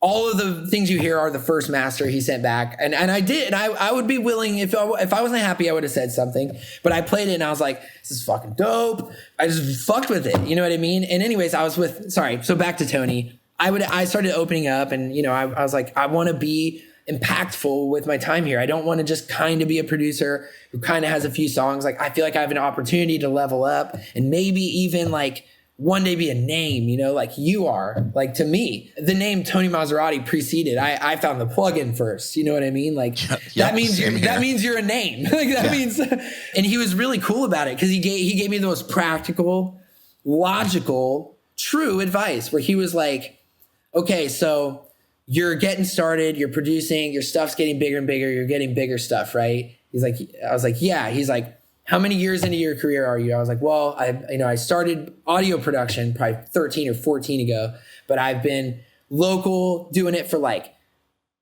12 years. I've been relevant for maybe, you know, I don't know, 2 or something. I'm just trying to be real. I don't know. I'm just like, I've done, and I'm telling him all this stuff. He's like, okay, here's how it works, dude. He's like, when I did this album, and obviously all these like insane things, he was like, I didn't, if I'm being honest, really even have too much time to think about, is this going to live forever? You know what I mean? He was like, I just wanted to be on everything. And I'm sitting here thinking, okay, wait, this sounds like me. This sounds exactly like me. And he's like, I just wanted to be involved in everything. I wanted to be in everyone's band. He's like, but my lane I found was mixing. It's where I felt like I could be myself and bring my most value and like have all this stuff. And he's like, but the crazy thing about those legacy albums are you don't know that you've done it until 20 years from now. So he's like, this album, he's like, you're going to work on a ton of cool shit. Most of it's going to disappear. If you're lucky, some of it will still be around. You know what I mean? And he's like, and if you're lucky, you will still be around. And he's like, if those two things happen, you did it. You're a legend. Like, there you go.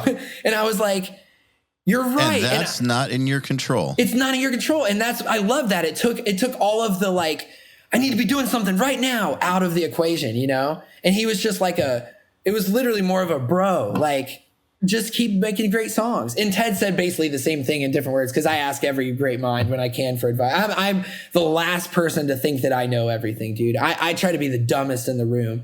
Like, I try to be the worst in the room, even with my own productions, dude. I programmed strings and I was like, what if we could hire strings though? Like real, like, and they were better and they were, you know, like I've hired Cody from Wage War to write a breakdown for me on a song more than once. Because now, can I write a breakdown? Yeah, of course. I already know that. I have no pride in the game. That's the difference between me and the person listening. I have no pride.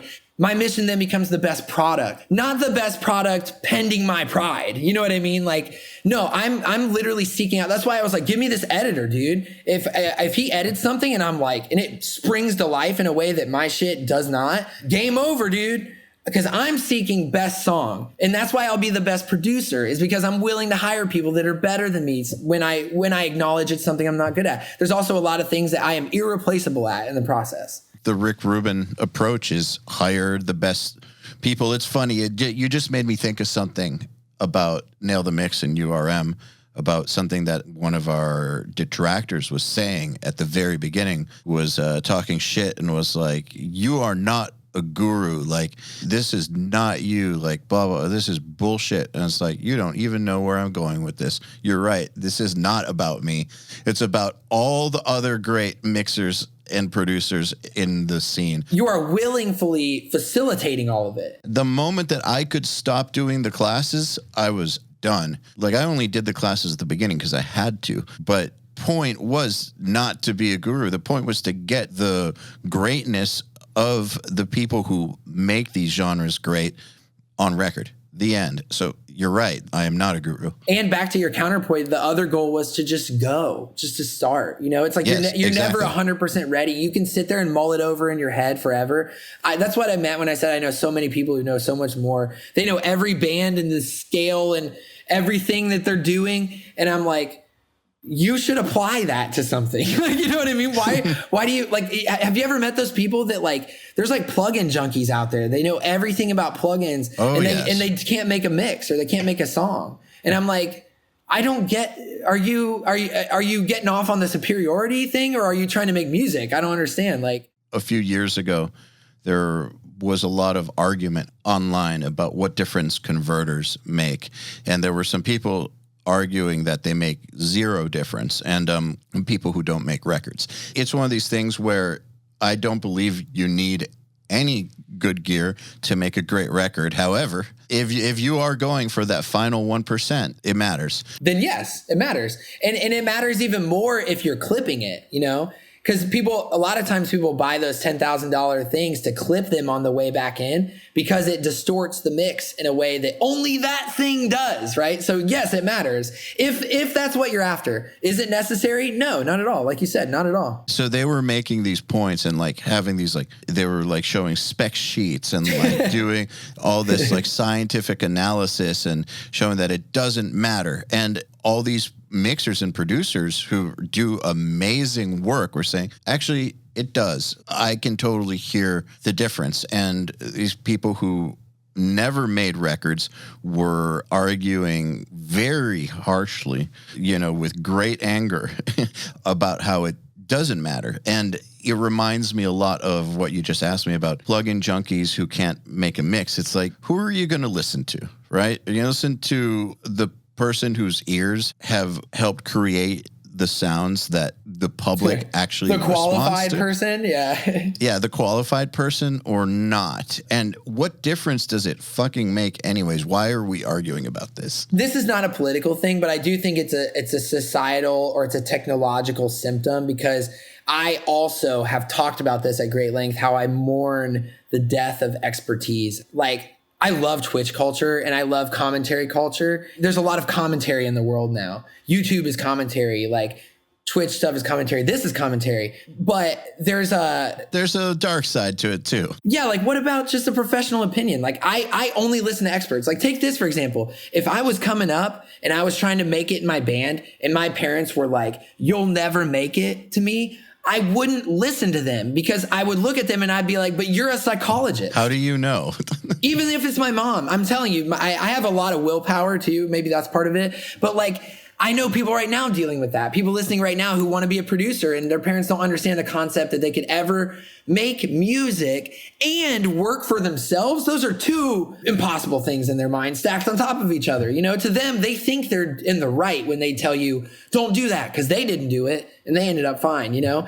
But the truth is, you are the person with a background, with an education on music in this scenario, and they are not. Now, on a bigger scenario, you need to recognize when you are not the expert in the room. And again, I can't stress this enough. I think we should all try to not be the experts for a change in the room. Like, you know what I mean? Like, we should seek out the experts. I agree. In my opinion, to become the best at something, you jump in at the deep end. If you decide right now, I want to be a really good chess player, what do you think the fastest way to get really fucking good at chess is? Is you sit there and you play fucking pros who humiliate you in every way and you watch.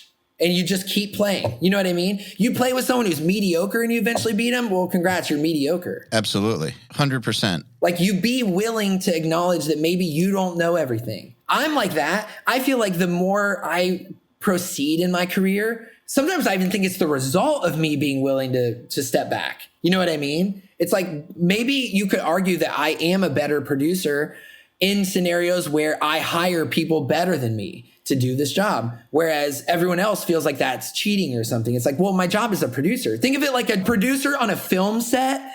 Okay, the director is the visionary. He's like, I have the vision for the film and it's got to be in this theme. It's got to feel like this. It's got to look like this. It's got to do this. The producer is someone who actually goes and makes the things the director wants to happen. So he goes, I want cars going through downtown. Okay, so a producer literally goes to the city and gets clearance to block off the road. So do you understand the difference? You as a music producer are both. You are directing the vision and you are responsible for making the best logical decision to make the best film. You have to do both. I can give you a perfect example, and I completely agree with you. This has served me so well in my life. When I decided to quit production to do URM, I dropped about 20 grand on education, on how to learn marketing and starting a business, because I didn't know shit about that stuff. That was a smart spend though, man. It was a very smart spend. However, my goal was always to get Finn to run the marketing for URM. I just couldn't afford him. He worked for Creative Live. Mm-hmm. He is way better than I could ever be at marketing. Great. I love Dude, he's Finn. a fucking genius. You would love this, but I had an uncomfortable conversation with Finn on Facebook the other day. He told me it was totally chill, and I love him, and I love that he loves you. Yeah. Oh no, I fucking love him. He was really hoping that you didn't hate him. Oh my god. Yeah.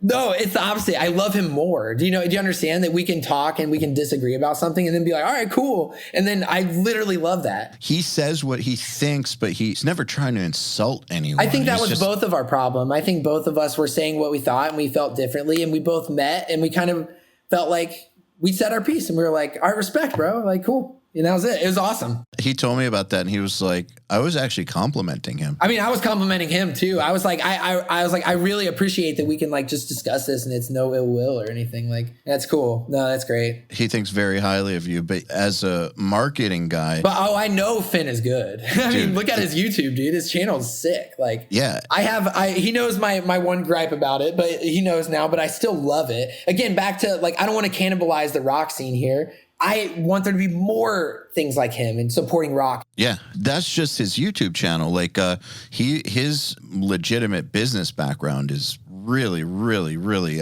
solid. And so for people who don't know, he does do Punk Rock MBA YouTube, but he also is director of operations and marketing at URM and Riff Hard. And prior to Creative Live too, didn't he do like all these other big companies? Worked for Hollister and Procter & Abercrombie. Gamble. Yeah. He worked on the Febreze campaign. Yeah, all kinds of stuff. I have Febreze in my closet, in my cubbies. Don't we all? He's part of the problem.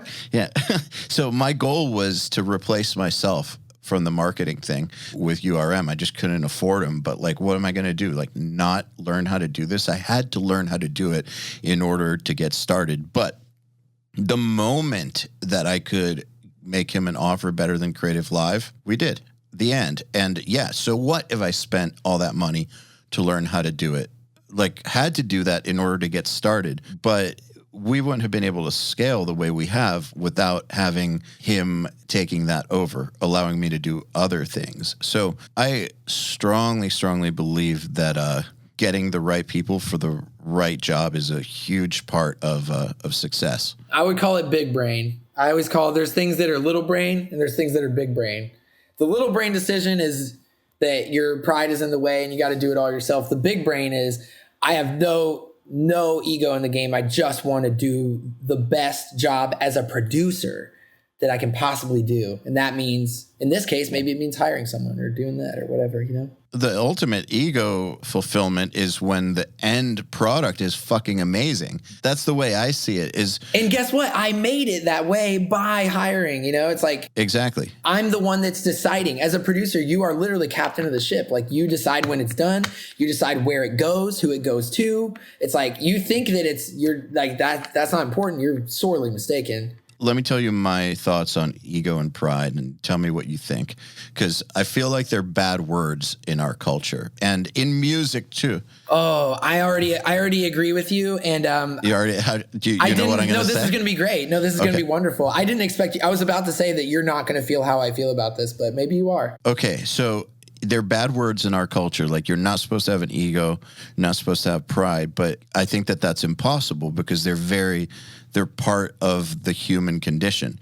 So we all have egos. Like some people have egos that are out of control, but it's kind of like dealing with an emotion. Like you might feel anger. How you deal with that anger is what matters, not the fact that you felt the anger. So yeah, we all have ego. We all have pride. You're dealt that hand, right? You're dealt these emotions and it's what you do and how you feel with it. Like you have pride. To act like it's not there is wrong. Yeah. So I decide where I want to have my my pride or ego stroked. And that would be from the big picture, not from the little decisions. So I make the conscious decision to remove my pride and my ego from things like that. Like, who the fuck cares if I'm the one running the marketing or not? Who the fuck cares if I'm the one doing the classes on Nail the Mix? Like, that's not the point. But yeah, of course, I want to have pride in this, and I do have pride in this. And of course, I have an ego. I don't think it's out of control, but I'm a human. I have an ego. Not. But my ego gets stroked by the big picture working out, not by the little. Having Finn on is not a little thing, but like the smaller decisions that go into making the big success. The bigger product, yeah. I work very hard to remove my ego from that. That's exactly it. That's why it's so successful, man. So do you agree with that or not? What are your thoughts? Oh, no, I do agree. And beyond that. What did you think we were going to disagree on, out of curiosity? I think that ego is super, super healthy. Yeah, I agree. I think that pride is super, super I think it's important. I think it's like you have to have an ego with something. And when I say ego, you hear the bad word of ego. There is totally a bad word version of ego. That's not what I'm talking about. I'm talking about, like, okay, remember when my wife said, how many songs do you have to do until you just accept that you're a guy who does songs? Accepting that is to accept not only that I am a producer, a guy that makes songs, but that I stand behind my work, right? Yes. And I think you have to have enough ego to be confident in yourself. And it's funny that we are trained, whether we know this or not, subconsciously, our whole lives, we are trained to simultaneously, we admire those qualities in athletes and actors and rock stars and politicians, whatever. We admire pride and we admire ego. And by the way, there's a totally unhealthy pride. I'm not talking about the unhealthy kind. I'm talking about literally a healthy balance in your life of feeling like you're worth something and where you come from has a little bit of value. I'm not talking like beyond anything of that. You know what I mean? It can be pride in your work. I'm saying you should be able to look at your work and be like, it has value. That's pride. It's on a spectrum like anything else. There's a sweet spot, and then there's a level where it's fucking pathological and you need to see a psychiatrist. And then on the other end, there's a level where you don't have any and you're just a pushover, totally insecure, miserable human that's afraid to do anything because you think you're a failure. And I think on that spectrum, we all fall in different places to be our best self. I think that, like, for example, here's just a good example, or maybe an obvious example, but like Kanye was famous for his ego being out of control. But I would argue, no matter how you feel about that, I would argue that he would, regardless, have fallen on somewhere where ego was more important for him to be his best self than maybe the average person or something. So people are different with where they fall. And I think another tough truth I've learned again is that I care a lot what people think about me. I said that. It's just some things I've been facing since 2020, but also like, I care a lot about what people think of my work, like because of that. It's the same thing. So whether I like it or not, ego plays an increased role in my life lately too. But, and so I hope I get scared coming on these podcasts sometimes because I think that out of context, some of the things I say when I'm popping off, when I'm just me feeling good is really what I'm trying to say. I'm not literally like, I'm the shit, I'm the best, everyone sucks, blah, blah. I don't know how it feels, but sometimes I worry because I can feel my ego come up because I do think I'm fucking good, man. Like, you know what I mean? Like, I think I'm good. I don't think that you're not also good. I'm just saying I take pride. I'm so proud to be me. I'm so proud of my work. I'm so proud to show it to people. It has nothing to do with you. It has nothing to do with, but I can see how out of context in a society that's instantly a negative connotation. It looks like I'm a dick or it looks like I think I'm better than everyone else. And that scares me. That does scare me. But I can't deny the ego. It's something I learned about myself. It's a big part. I care what people think. Because of that, I have to inflate my ego. It's important for me to know that you know that I had a good couple years. That's so shallow. That's so sad. I acknowledge it, that something in me needs you to know. But again, to me, the positive lens of looking through that is, again, I take so much pride in my work. I put so much of myself into my work that for you to know that my work is successful is to know that I'm okay. You know what I mean? It's like sad, but it's true. It's just something I've learned about myself. Okay, so a couple things. First of all, I don't think it's sad and I don't think it's shallow. I think that these traits just are. Me personally, I don't put a connotation of good well, thank you for that. Or bad or shallow or deep or whatever. I don't judge either, man. I try really hard not to judge other people. It's part of your makeup. And so what I do put a judgment on, like what I do think is good or bad, is the way that people deal with their nature. So if someone knows that it's in them to want approval from other people, look, this is a very natural human thing to want. I guess you're right. Yeah, it's pretty, when you say it like that, it's like, yeah, that's to some humans, that's going to be a basic need. The need of approval or whatever, yeah. To a lot of humans. I'm just trying to own it, I guess. I think I'm just trying to own it. I'm trying to just put it out there and be like, I want people's approval and I'm willing to work for it. It's one of those things where our culture has made it, for some reason, taboo to admit that, but it is a very basic human need, I think. But we still prize it when we see it in athletes or something, you know? And when we see it in people that we don't personally know. We aspire to be that way. At the same time, we like rope each other in. We all keep each other in check. You want to go on tour and your girlfriend's like, she doesn't mean to because she loves you. She's just a friend. She obviously she wants you to be happy. Obviously she wants you to do music. I'm very lucky with my wife. Like, to have found this, but I know what it's like to have someone who's like, you know, don't leave, like, please just stay with us. Like, you know, and it's like, you do want to stay. Of course you don't just want to leave, but you do want to leave. Like part of it, you do. Part of it, you want to build something. You want to tour. You want to meet people. You want to have experiences. It doesn't mean that you don't also want to be home, but anything we're doing requires some amount of sacrifice. And at some point you jump or you don't. We jump. You're not ready. You know what I mean? You, like you said, we're doers. Like we get as ready as we can feel good about, but we're not one of those people that has read every technique on miking a drum kit and still hasn't mic'd a drum kit. Like go mic a drum kit and you'll start thinking, dude, fuck all the fucking fancy shit for just 1 second. You are just pointing a microphone at a thing and you're just hitting it. That's it. That's it. Okay. The technique in there is endless. I agree. And the amount of sounds you can create. And I'm not the enemy of the engineer by any stroke of the imagination, but don't overcomplicate it either, man. Don't forget about how to be creative, how to think outside of the rules. Don't forget some of the coolest sounds ever made were people fucking putting microphones underwater and like, you know what I mean? I don't know. I'm just saying like, don't forget how to learn the rules and break the rules. You know, I mean, that's an old adage or whatever, but about the pride and ego thing and about doing, you need just enough to be able to go on that tour and disappoint the people who want you to stay home. You need enough to be able to have the testicular fortitude. And then not just that, we have all met people who get carried away with this shit, who are pathological. And so I think that we think to ourselves, I don't want to be that person. Like, oh yeah, it's true. Us in music, dude, we know some egomaniacs. Yeah. And we know people who have allowed pride to tank them.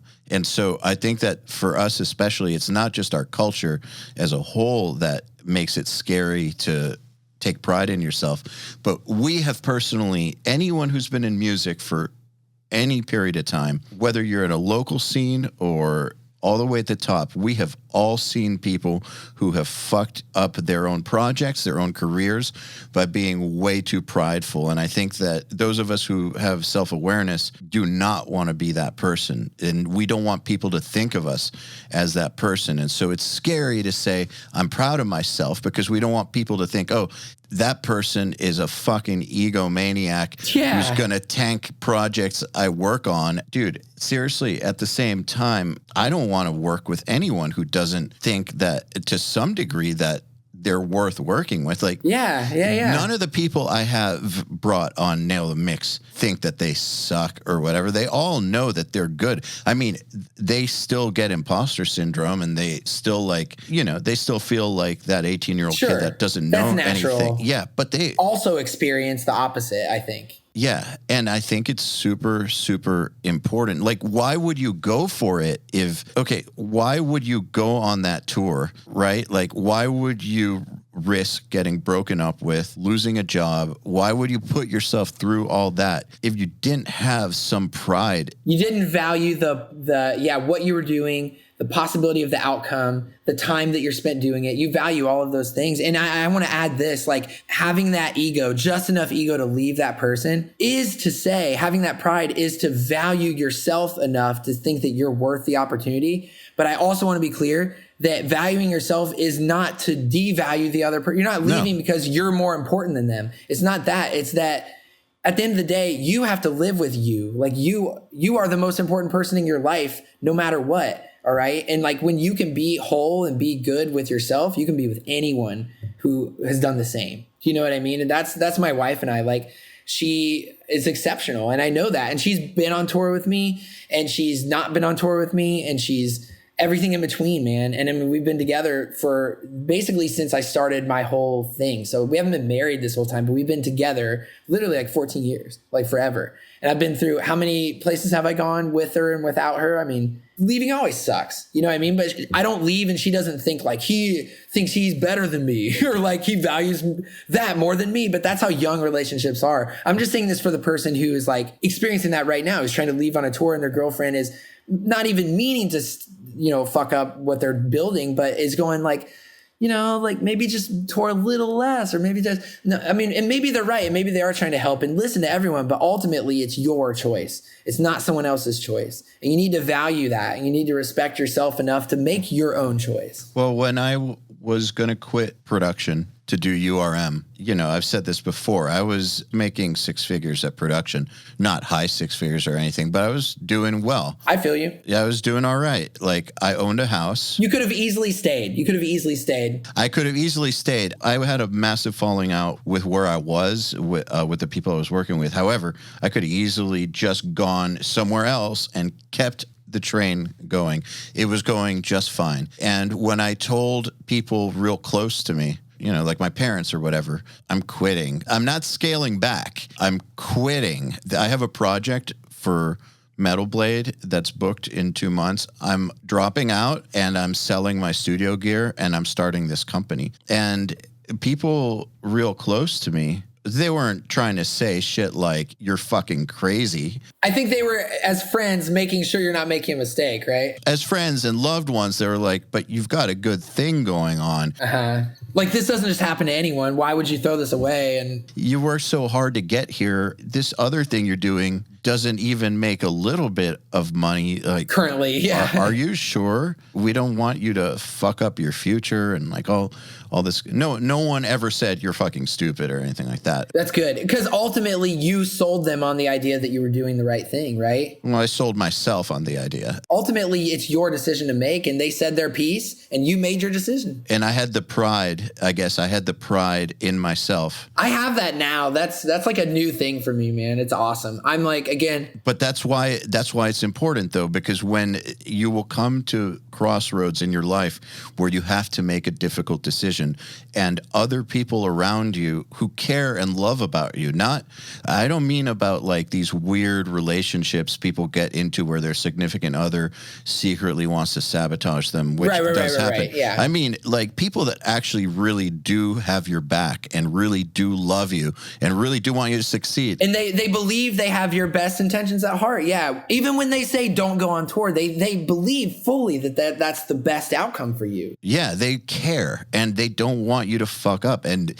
so the people who you might confide in might not understand. And you have to have the pride and the trust and the audacity ego and the audacity to make your decision for yourself. And if you don't have pride, you're never going to do that. There's always risk with these things, but there's so many reasons for why having some pride in yourself are important. And I think that this is so true. I never even thought of it like this, man. Those crossroads is one of the most important times when you should know how to feel good about who you are. You're right. That is the thing that lets you make the ultimate decision. Oh my God. Yeah. You need some pride. You need some pride in your work and in yourself. And honestly, the ego thing for me is like new, like I said, in my life. And honestly, it's really fun. It's like, I try to keep it in check. I try to not, I mean, in a healthy way, in a helpful way. Like with what you're saying, I feel like my self-worth to myself has gone up immensely in the past couple of years. And it's sad because it shouldn't have been tied to my success as a producer, you know what I mean? But certain things happen and now it could never be taken from me though. You know what I mean? Now it's like, even if anything ever happened again, like dude, we're all going to be a lot of people in our lives too. I don't know that I'll always be a producer. You know what I mean? You might in 20 not. years, you might totally quit. I might own a machining company that makes metal brackets or something. I don't know. Like, life's weird, right? So, but right now it's like, I know that right where I am right now is where I'm supposed to be. And that allows me to feel light and it allows me to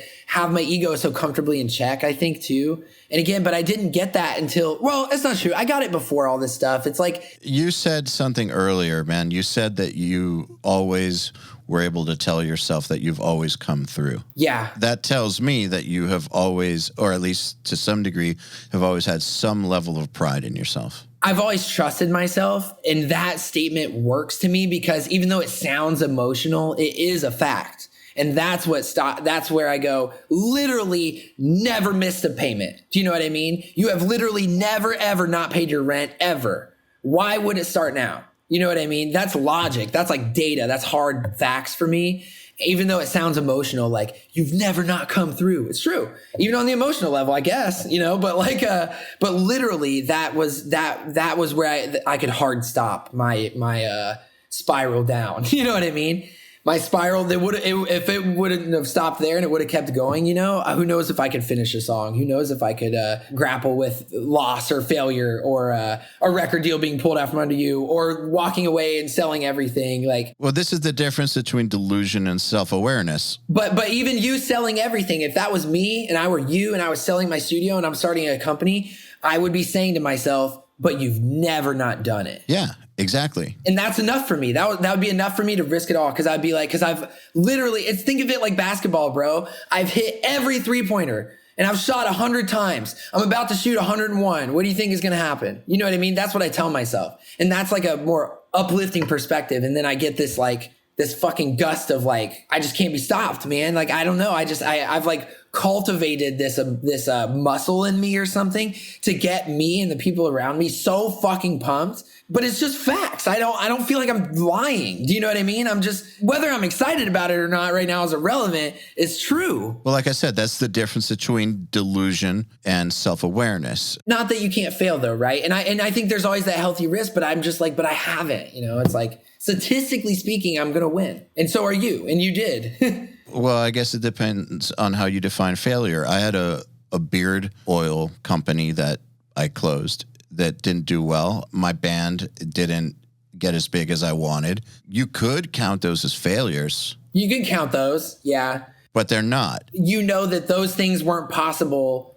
The things you have now weren't possible without those things, so they're not failures. They're not failures because with the beard oil company, it made me really, really understand that it's not just about branding and good product and good marketing and all those.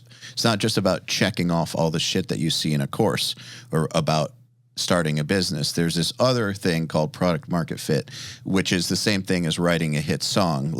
You have to connect with other people. There has to be an audience that receives it, right? It's just a fact. An audience who receives it, who's ready for it, who is willing to pay the price that it's at the point in time. Those things that you can't control have to be there. And if you don't have that, it doesn't matter how awesome everything else is. And so it never gets heard. It's like if a tree falls in the woods, but no one's around to hear it. Does it make a sound? Dude, our beard oil company had fucking awesome everything. The product was superior to the big brands.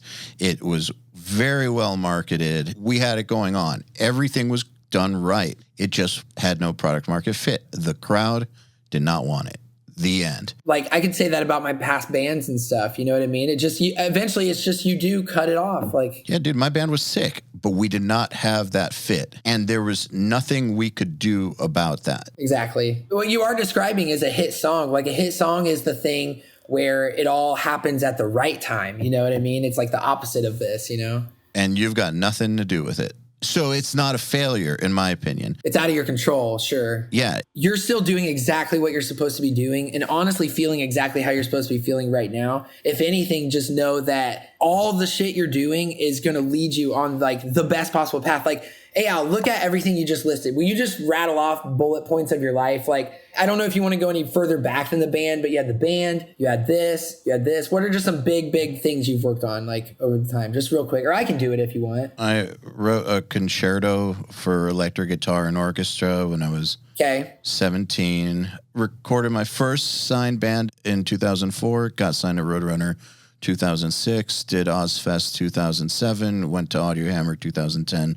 Started URM 2014, Creative Live 2013, you know? Yeah. Okay, so like you have done enough to know two things for certain, which is what we just talked about, that you know that even now the possibility that although URM is very likely to persist, that it's not the only person you're going to be in your life, and it's not going to be the only pursuit that you have, right? And you also know... In fact, I know it's not. Yeah.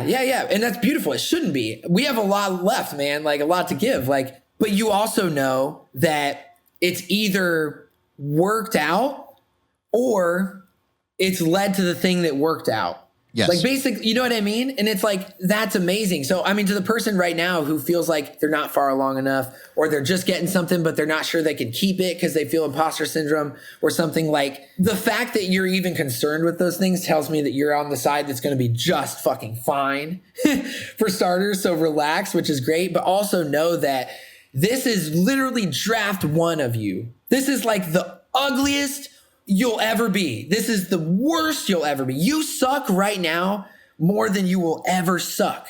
Ever. Right now, it's the worst that it's ever going to be.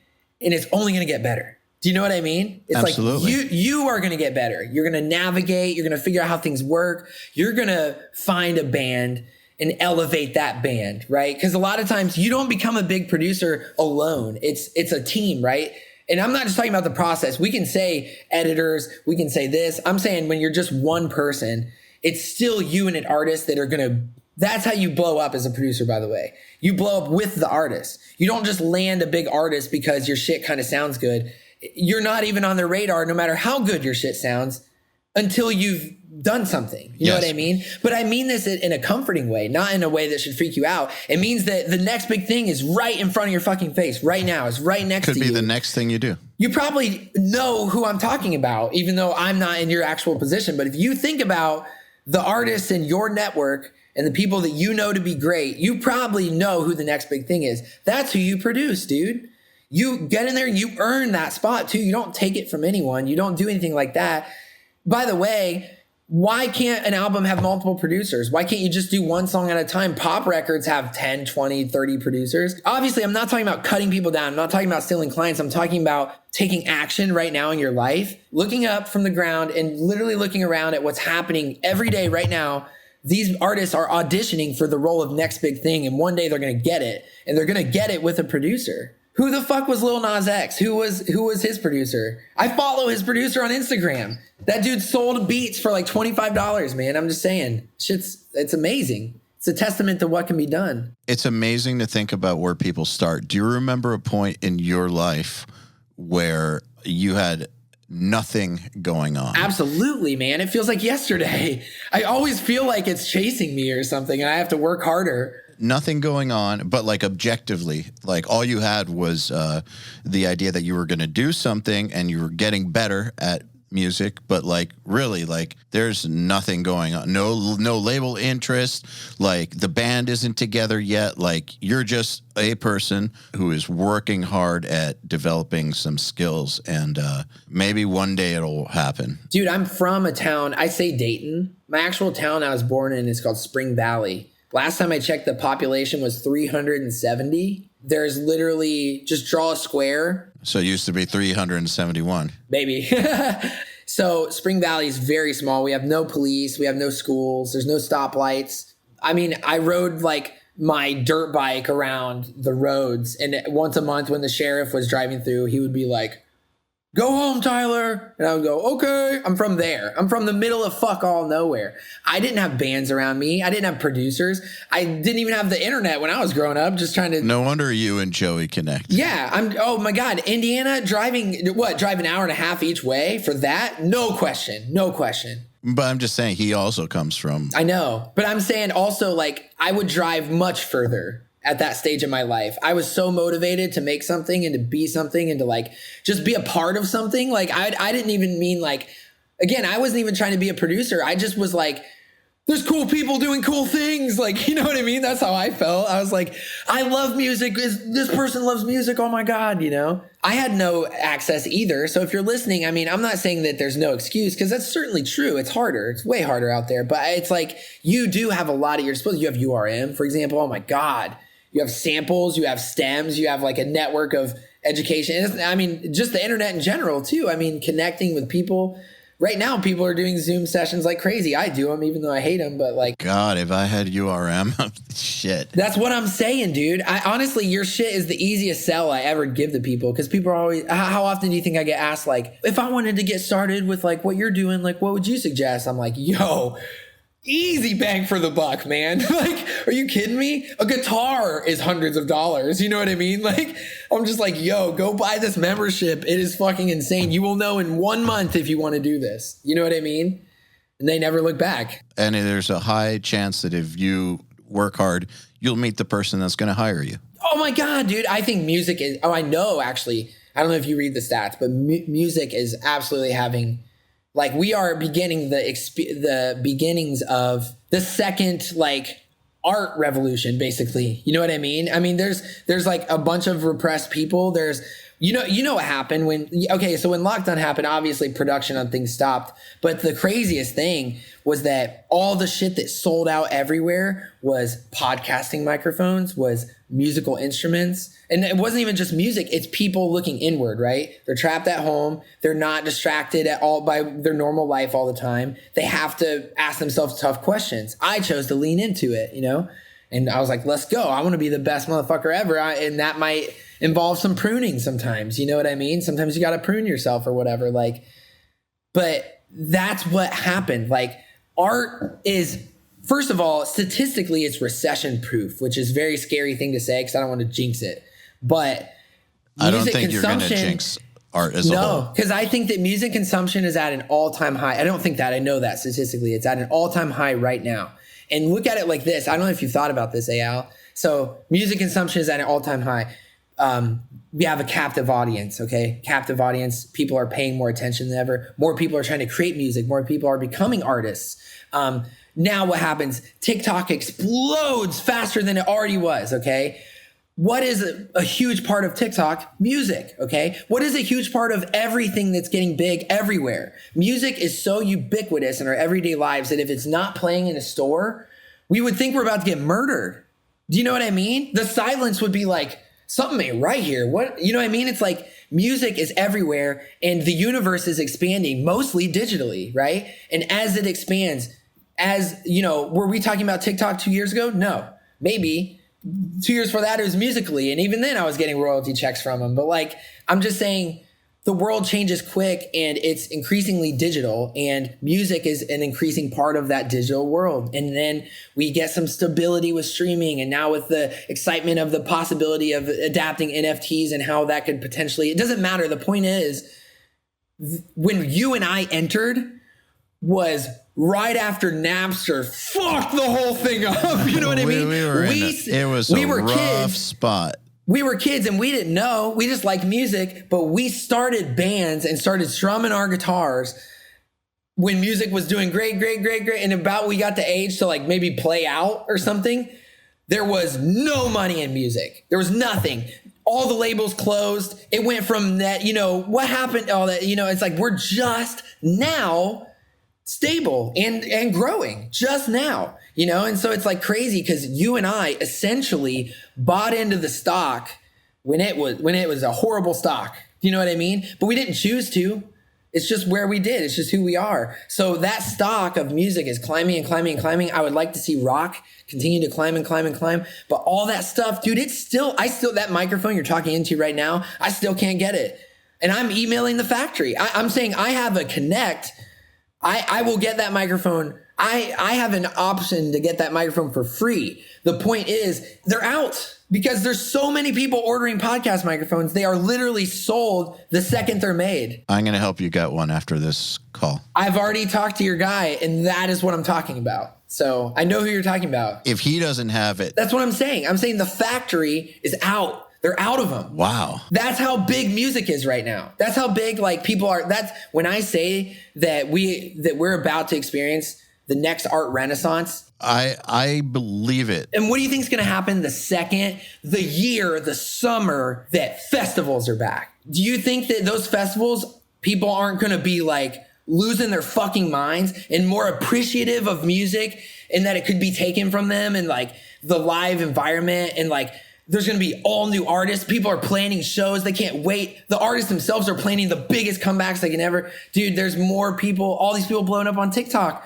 Like, these are just people at home. These are just girls and guys, like kids. You know what I mean? Just like, there's an art renaissance and it started now. We're not seeing it. We'll talk about it when it's over. But I'm telling you, man, I've had this theory for a long time. I've had it too, actually. And I've seen it from my neck of the woods, from the URM side of things. And yeah, dude, the evidence is right there, man. 2020 was amazing for us. Me too. Yeah, I 100% agree with you and 100% have been thinking that for a while, even before 2020. I was thinking. But that should excite you and me and the people listening. Like, again, keep that in mind and remind yourself that right now is the worst you're ever going to be. And in a year, you're going to be sick. And you're going to be like, yo, I sucked last year. Yeah, but bias towards action and start now. Thank you. Bias towards action. Start now. That's right. You heard it here. Yeah. Well, I think we can end on that. Hey, I like to talk, and a lot of what you said is just so, I learned a lot too, man. Thank you. Likewise, dude. It was a fucking pleasure. Thank you. Thanks. Yeah. And to anyone listening, I really encourage you to continue to, if you're not aware of me, my name is Tyler Smyth. I appreciate you listening.